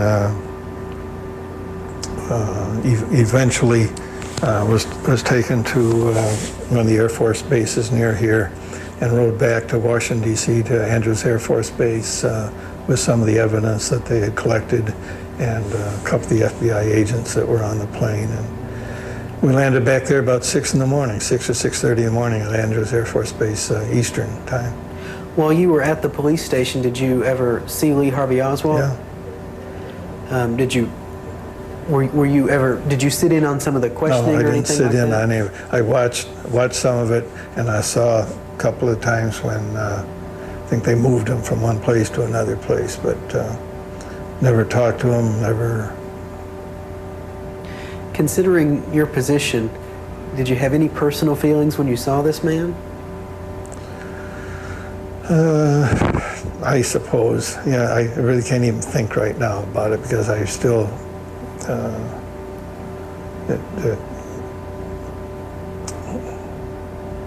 No, I can't recall any particular feelings that I had about him. Is there anything else relating to the FBI that occurred here in Dallas that's worth putting on the record? Not that I had anything to do with. Do you recall what the initial thought was? I mean, there's been talk that originally they might have thought it was some sort of conspiracy, that it was a Russian plot or something like that. Were you privy to any of those discussions by the FBI? No. Okay. No. I just know that they wondered if it was part of a plot to get the president and the vice president. That's why they wanted him out and back in Washington as soon as possible. And I wasn't a part of any discussion really about that. Okay. Well, once you got back in Washington, what part did you play in the funeral, and what other duties did you have? I gave a written statement on the 23rd to my knowledge of everything that I knew that I had done and people had done on the 22nd. And then on the 1st of December, I wrote 2 memoranda. One, everything that I could remember about the advance from the first hearing about it on the 4th of November through the 21st of November, and then a separate one, which was more detailed than the one that I'd done on the 23rd, for events that I could recall on the 22nd. And, but that wasn't until December 1st, but you asked me about the funeral, so I was on duty at the funeral. I was on duty at the grave site, and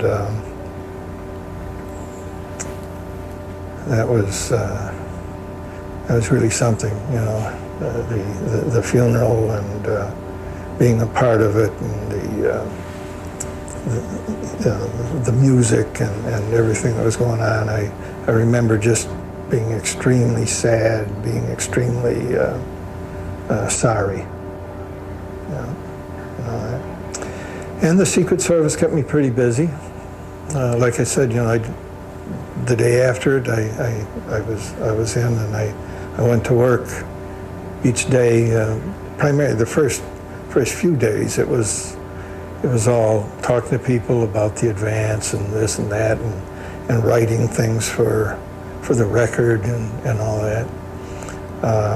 Eventually, I gave testimony to the Warren Report, and then later, what was it, 78 or whenever it was, that the House committee, special committee, I testified at that also. But I stayed on. I don't know that there was any formal request, but I think I may have indicated in some way that I wanted to stay on protection for a while. Ordinarily, I probably would have been transferred. As I said, I came from Syracuse to in those days, the White House Detail, which is now Presidential Protective Division. I got there in '61, spring of '61. This was fall of '63. I probably, without anything happening in Dallas, I probably would have been there another year, maybe a year and a half, and then transferred to some field office, then back maybe to Washington in some capacity, and then back to another field office, because it's not uncommon for agents to be transferred 6, 7, or 8 times in their career. In my mind, I felt that I owed it to protection, to stay in protection for a while if they would let me. And the Secret Service didn't fire me. I don't think there was a reason to, but I mean, they could have found reasons to. They didn't fire me. They didn't transfer me to one of the places that people hear about, if there's an agent that they want to discipline or something, whether it's the FBI, the Secret Service, or Internal Revenue. There are always 1 or 2 offices where they're going to ship Joe Blow off to one of the offices, kind of for penance or whatever it is. They never sent me to someplace in Montana to an office or something like that. What did you talk about with the other agents? some of the other agents that were involved on the Dallas detail. What did you talk about in the aftermath? In a way, a lot of the agents didn't talk to me about it, except in one regard. And to my dying day, I will be very grateful for this. They would come up to me and say, if it had to happen to any agent win, we're glad it was you. And I mean, you know, originally, but what they meant that in a good way. I took pride in the fact that they knew that I had already done a good advance, that I had done at least as much and probably in certain phases of this Dallas advance, more than most people had done. They knew I didn't drink, and there was always that, there was that problem that had come up. They knew I didn't fool around, and so I took that as a compliment, and they met it as a compliment. We didn't talk very much, other than we didn't talk too much about the advance or what had happened. I think part of it was they didn't want to bring up certain things, but about the most. And to this day, I still get some of that. That if it had to happen, we're glad it was you. One thing though, here's an anecdote for you. After I was at headquarters, I would, get to work about 7:38 in the morning, and I'd go back.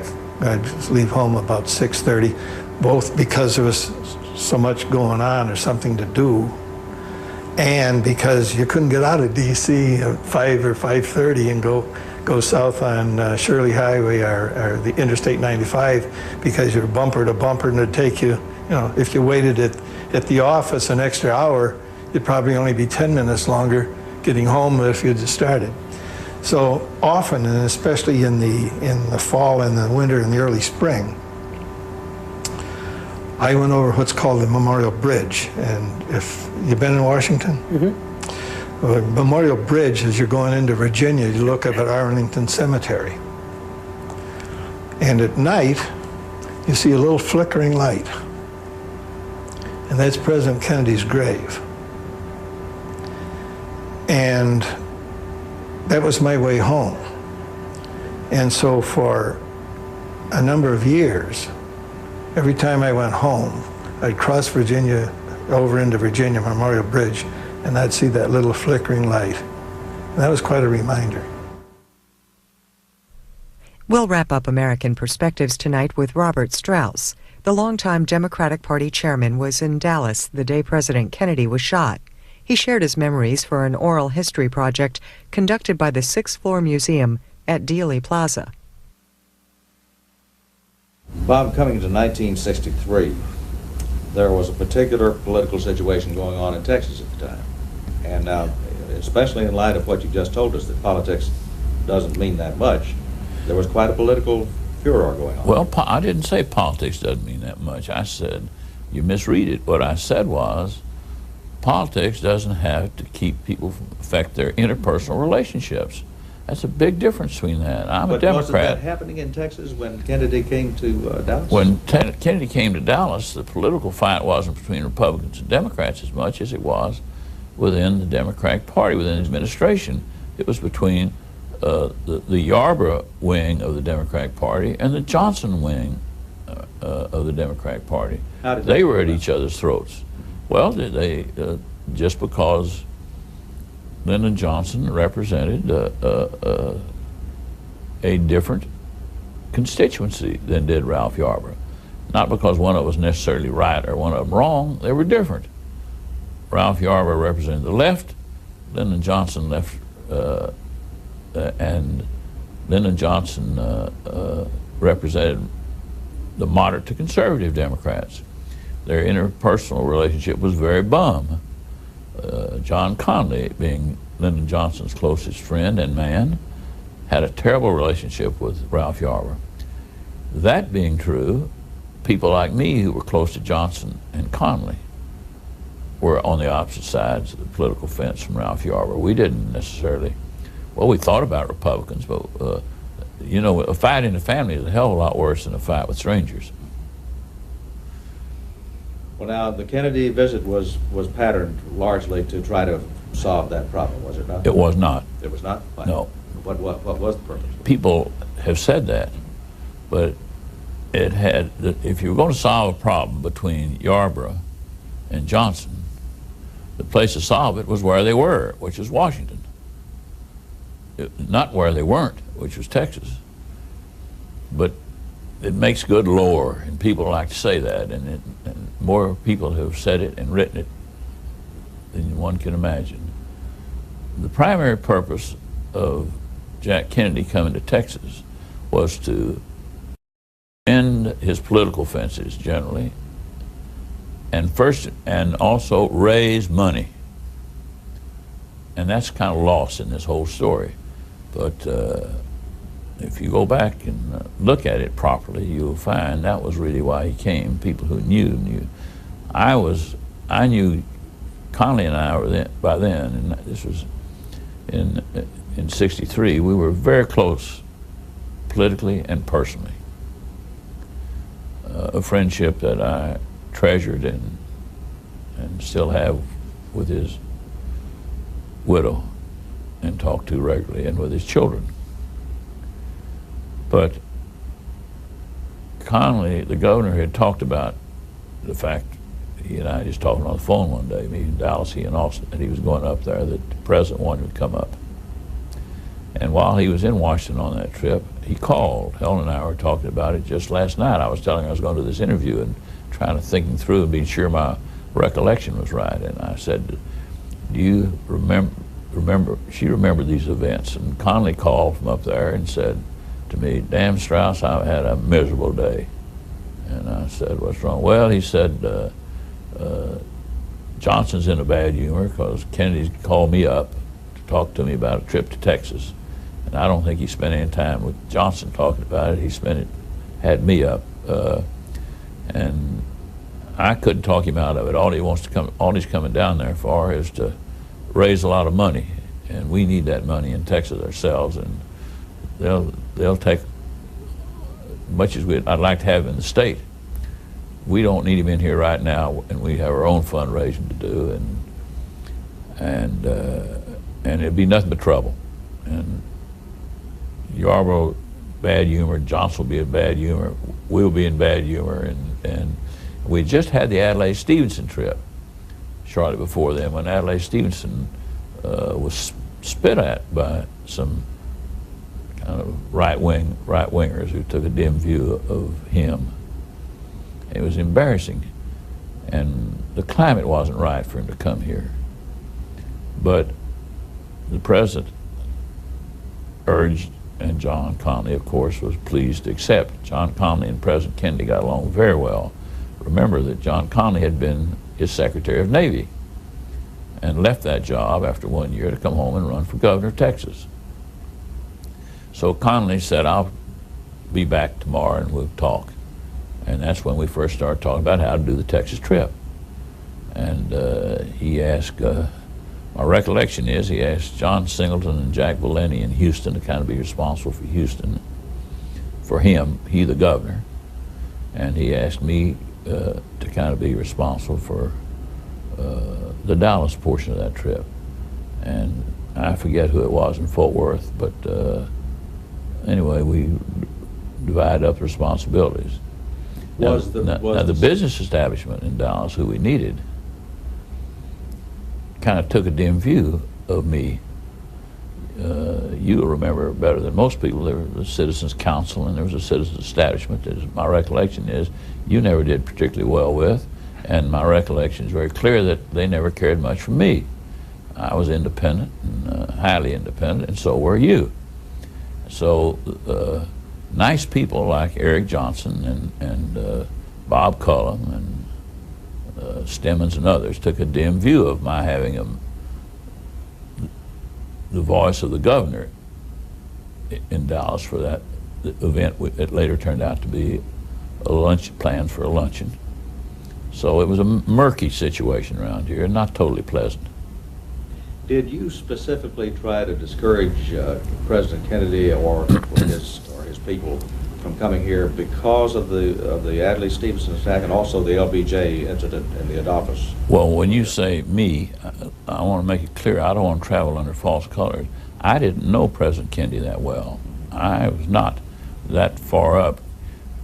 I had, keep in mind, so you'll clearly understand, people always assume that I was terribly close to Lyndon Johnson. Well, I liked Lyndon Johnson, and I respected him, and I admired him, and I liked what he did prior to the time he was in the White House, and I liked his great society, a great deal of it. I probably liked it better than I should have. History has shown it wasn't all perfect. But my relationship with Johnson really came through John Connally. I was John Connally's close friend, and so I would be traveling under false colors if I were to lead people to believe that now that they're both gone, that I was an intimate of Johnson's. I wasn't. But I mean, Kennedy's, I wasn't. I was close to Johnson. But Lyndon Johnson, if he had a meeting of 10 or 12 people closest to him in Texas, I would not have been in that meeting. If he had had a meeting of 20 or 25 people in Texas, I would have made that meeting. You understand what I'm talking about. Now, if John Connally had a meeting of 2 people by 1963, I would have been one of the 2. Probably been Frank Irwin, now deceased, and me. So that's how these political relationships develop. Now, you had some role in the preparations for President Kennedy's visit and the luncheon at the Trade Mart. Yes. Explain that, what your role was. Well, John Connally, then governor, I said earlier, asked different people in the different cities to kind of be his representative. And Kenny O'Donnell had a very nice woman whose name was Betty Forsling. Later became Betty Forsling Harris. She married one of the members of the Harris family of A. Harrison Company while she was down here. And she was down here, and she was close to the Kennedy White House.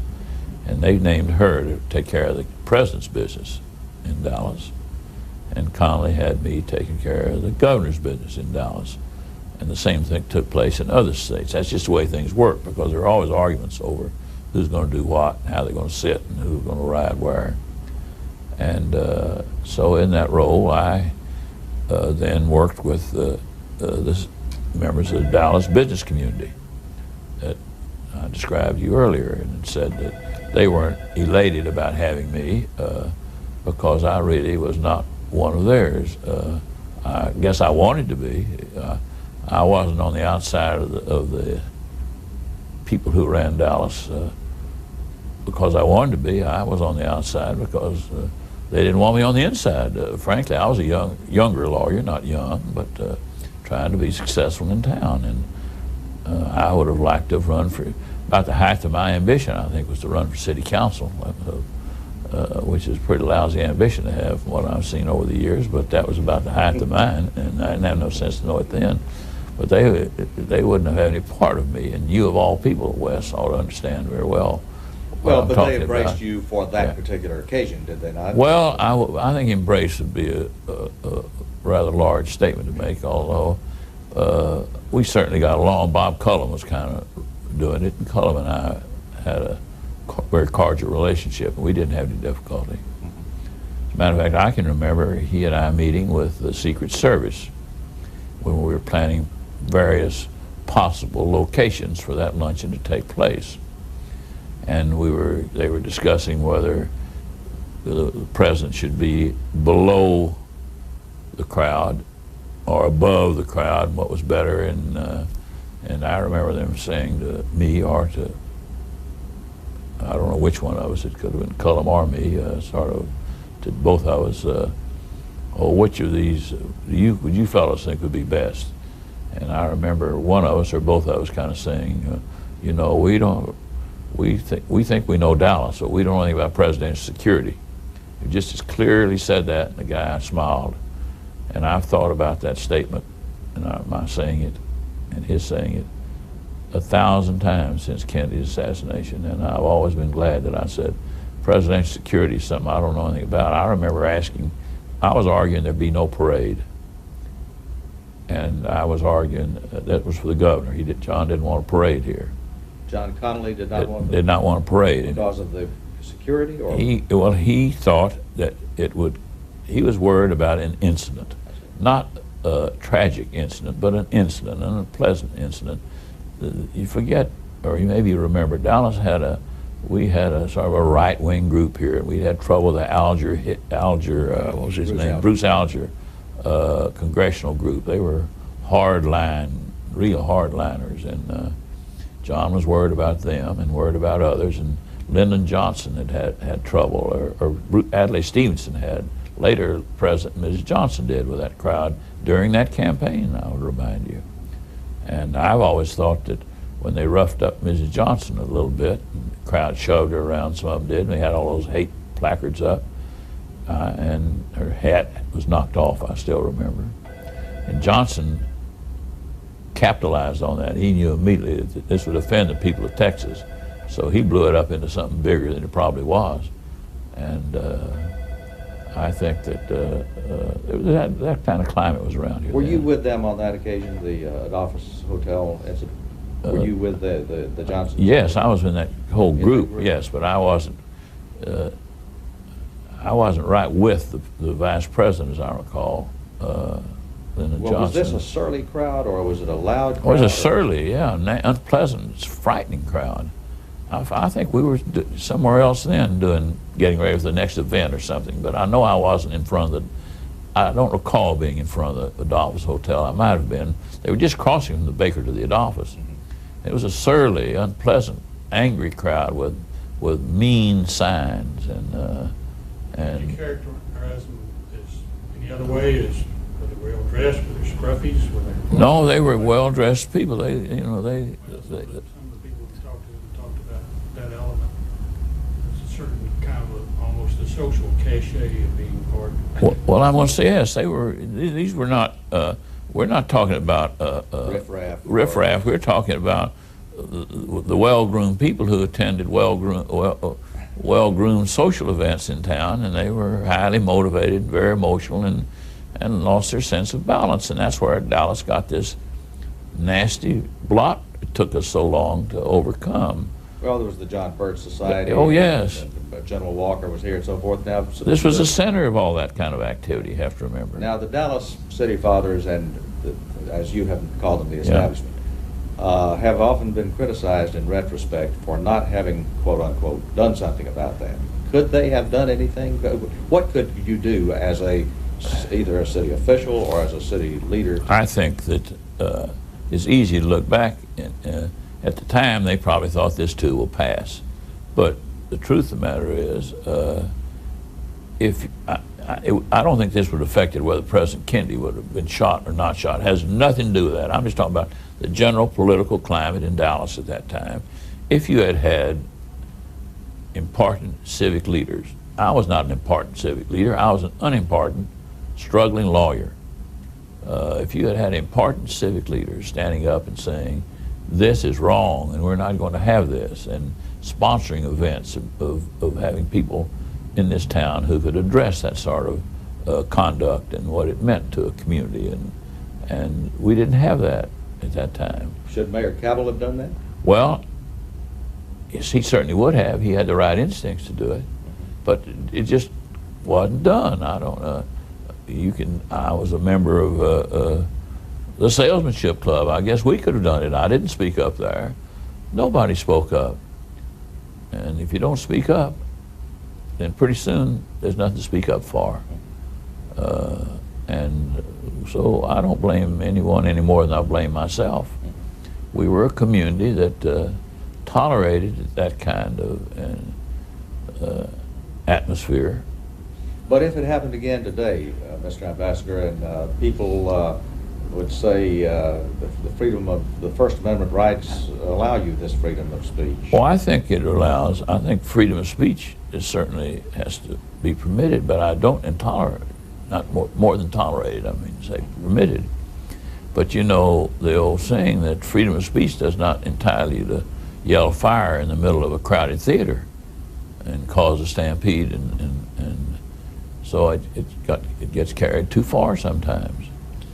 Where were you in the Trade Mart when you first? I was waiting for the arrival of the party, of the presidential party. Now, interestingly, although I represented John Connally and I had a prominent, nice seat, but I don't remember there was a head table. If there was, I wasn't at the head table, and I was not on the program that day. And I was sitting there in a sort of a special seat, and with my wife and with Cliff Cassidy, a fellow named Cliff Cassidy and his wife and others, as I recall, and the highway patrol came in. In uniform? As I recall, yes, and leaned over and whispered to Cassidy and me. They knew we were both involved in this. There's been an incident. There's been a shooting, and the president or the governor may have been injured. Come on, and they took us. I think it was Cassidy, both of us. It may have just been me. I think it was both of us. Took us to the Trade Mart, rushed us there with the sirens blaring, and I didn't expect to find anything too serious when I got there. From the Trade Mart to Parkland? From a Trade Mart to Parkland, yeah. Hospital. We got to Parkland Hospital, and I remember as I went in the door, one of the first people I saw was a fellow named Cliff Carter, who was Johnson's administrative assistant. And he said to me, "Bob, the press is dead, the press is dead, the press is dead." He preached about 5 or 6 times. He was in shock. And I said, "Where's Nellie?" He said, "Connie's they just took Connie into surgery." And I said, "Where is she?" And he told me, and I rushed there, and Nellie Conley was leaning up against a wall. I'll never forget it. She was by herself, and she was crying.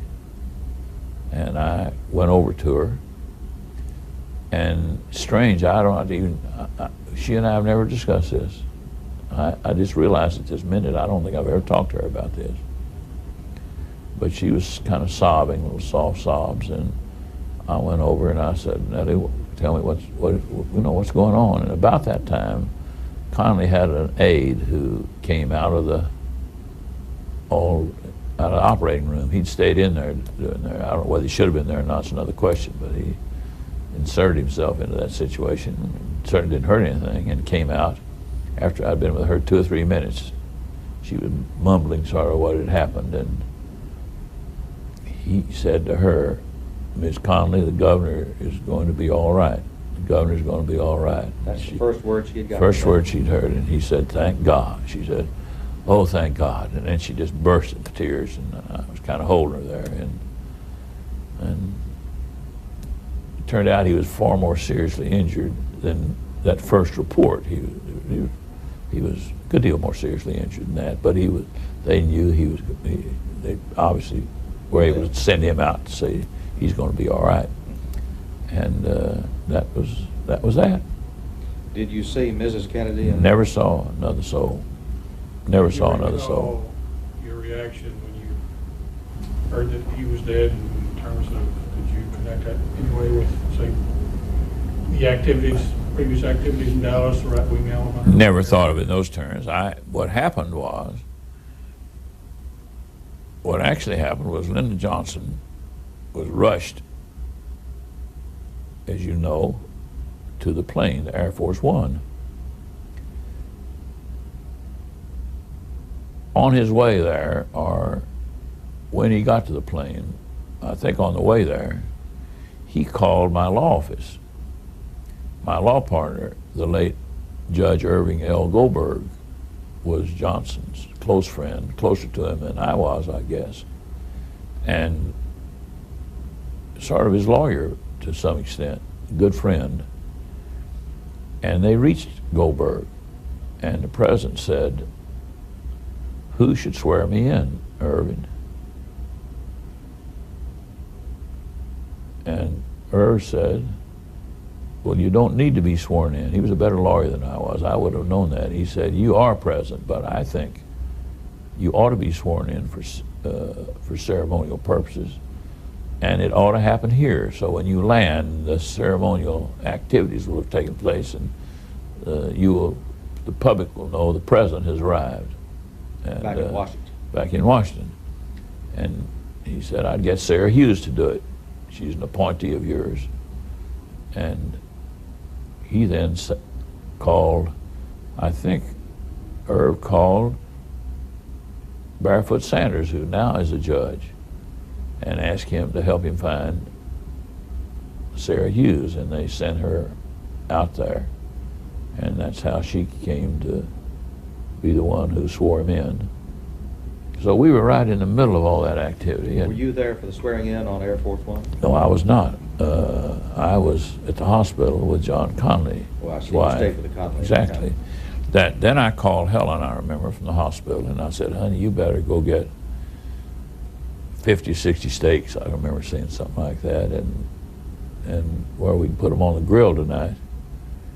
And be sure we have plenty of beer and plenty of liquor and plenty of soft drinks, because these people are stumbling around here. This was several hours. They're just stumbling around. No one knows where to go or what to do. This was staff and others, and some Kennedy, mostly Johnson and Connolly. That night we had, I don't know, 70, 80 people come through our house. The word got around. We told everybody, just come on out and we'll eat at Strauss's. And everybody wanted to be, they kind of wanted to be together, and it just sort of, I guess it was an Irish wake in a Jewish home, because we drank a lot of whiskey and fixed steaks. People sat around till well after midnight talking and telling stories about Kennedy and Johnson and politics, Connolly, you know, all that. That would be a wake. That was just what it was. You've told us several things we've never heard before here, and I expected that. You told me yesterday that there were some things nobody else had ever heard. Well, people didn't know about those discussions between Kennedy and Connolly leading up to the trip. That's never really been told in detail. Now, if you go back and look in a Life magazine piece, Connolly asked me some months after this. Matter of fact, when Connolly was well enough to travel, he was still bandaged. He called and said, I want to go to Washington and I want to go to New York. And Time magazine is offered a plane. They want to have a reception up there. So let's go to New York. And Helen and I joined the Connollys, and we went to New York and spent 2 or 3 days. And wherever we would go, of course, we went to theater and did things. It was a pleasure trip. It wasn't a working trip. And he was in that bandage, and I used to kid him about, Connie, I know you could take off that bandage, but don't take it off if we get through this trip, because it sure gets us good service. And we laughed about that. He was still in the sling? He was still in the sling, yeah. But everywhere he went, of course, and on the street, people would stop and applaud when he went by. Then everyone had seen his face, and he had that bandage. And then we went by Washington, and we saw the Johnsons, and that was the first time Johnson and Connolly had been together, and any problems they had, they patched up. Let's go back to that visit at your house, the night of that was the night of the assassination. Yes. We all know that there was such tremendous anti-Dallas and anti-Texas talk after the days of the assassination. Did you see any of that night under those circumstances? No, because there was nobody in the Dallas community was there. These were out-of-town people.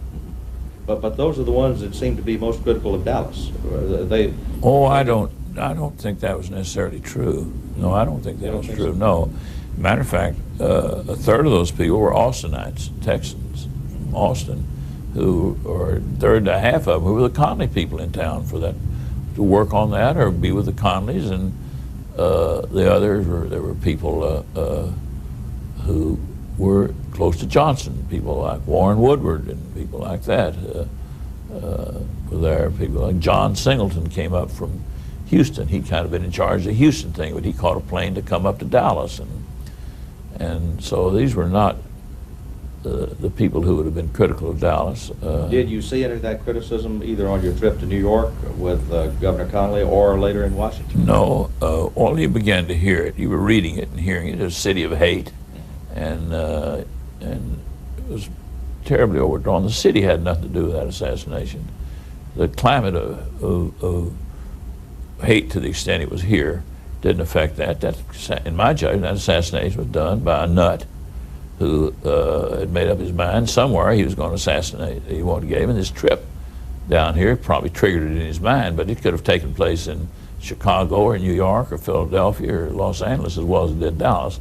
Dallas and the political climate in Dallas didn't affect this guy. This guy was a hater and a nut for years, and he could have hated it. He could have been in the First Baptist Church in Dallas leading the choir, or the Temple Emmanuel membership or wherever, and he'd have still been a hater. He was a hater and a sick man, in my judgment. So you weren't the butt of any anti-Dallas remarks or anything? No, I had an interesting experience I'll never forget as long as I lived, and it taught me a good lesson. I was getting a haircut a day or two before this assassination, and a Dallas businessman, very well-to-do man, was in the chair next to me. And my barber, a man named Amos, in the old Republic Bank building, was talking to me. Well, he said, I know you're busy, Bob. You know your name's in the paper because you're helping with this, planning this thing, and with the President Kennedy coming down, Miss Kennedy being down, and we talked about it. And then he said something about Kennedy, and this fellow said, I hope they kill the son of a bitch. This was a prominent businessman? Yeah, sitting in the next chair. And I just bit my tongue and went on talking to Amos. And it annoyed me, but I didn't pay any attention to him. I knew him to be a hardliner, and he wasn't a particular friend of mine. He's an acquaintance of mine I used to see. And a couple of days after that assassination, about 3 days after, he called me and was, if he wasn't crying, maybe it was a day or two after it, he was almost crying, and said, Bob, I hope I haven't slept since this assassination, and I remember my remark to you, and I haven't slept since. I hope you know I didn't mean that. It was just a stupid temper statement, and I hope you know I didn't mean it, and you'll forgive me and not repeat it. And I said, I haven't repeated it, and I certainly wouldn't, and I know you didn't mean it, and I know he didn't mean it. It's an intemperate remark, and it's a good lesson. Did you attend the funeral of President Kennedy in Washington? I'm just trying to remember. No. I don't think I did. Did Conley ever talk to you about, you know, you're well aware there's all kind of theories about out there, who's involved, all this, about the theory that began rather right away, I think, after that he was the target as opposed to... Well, we talked about that, and he certainly talked about the fact he thought there could have been more than one person, and that he'd heard these shots, and he wasn't clear where they came from. And Nellie Conley has spoken out on that a great deal, and so has he, and the records are full of it, and I don't want to comment on it because I don't remember it in detail.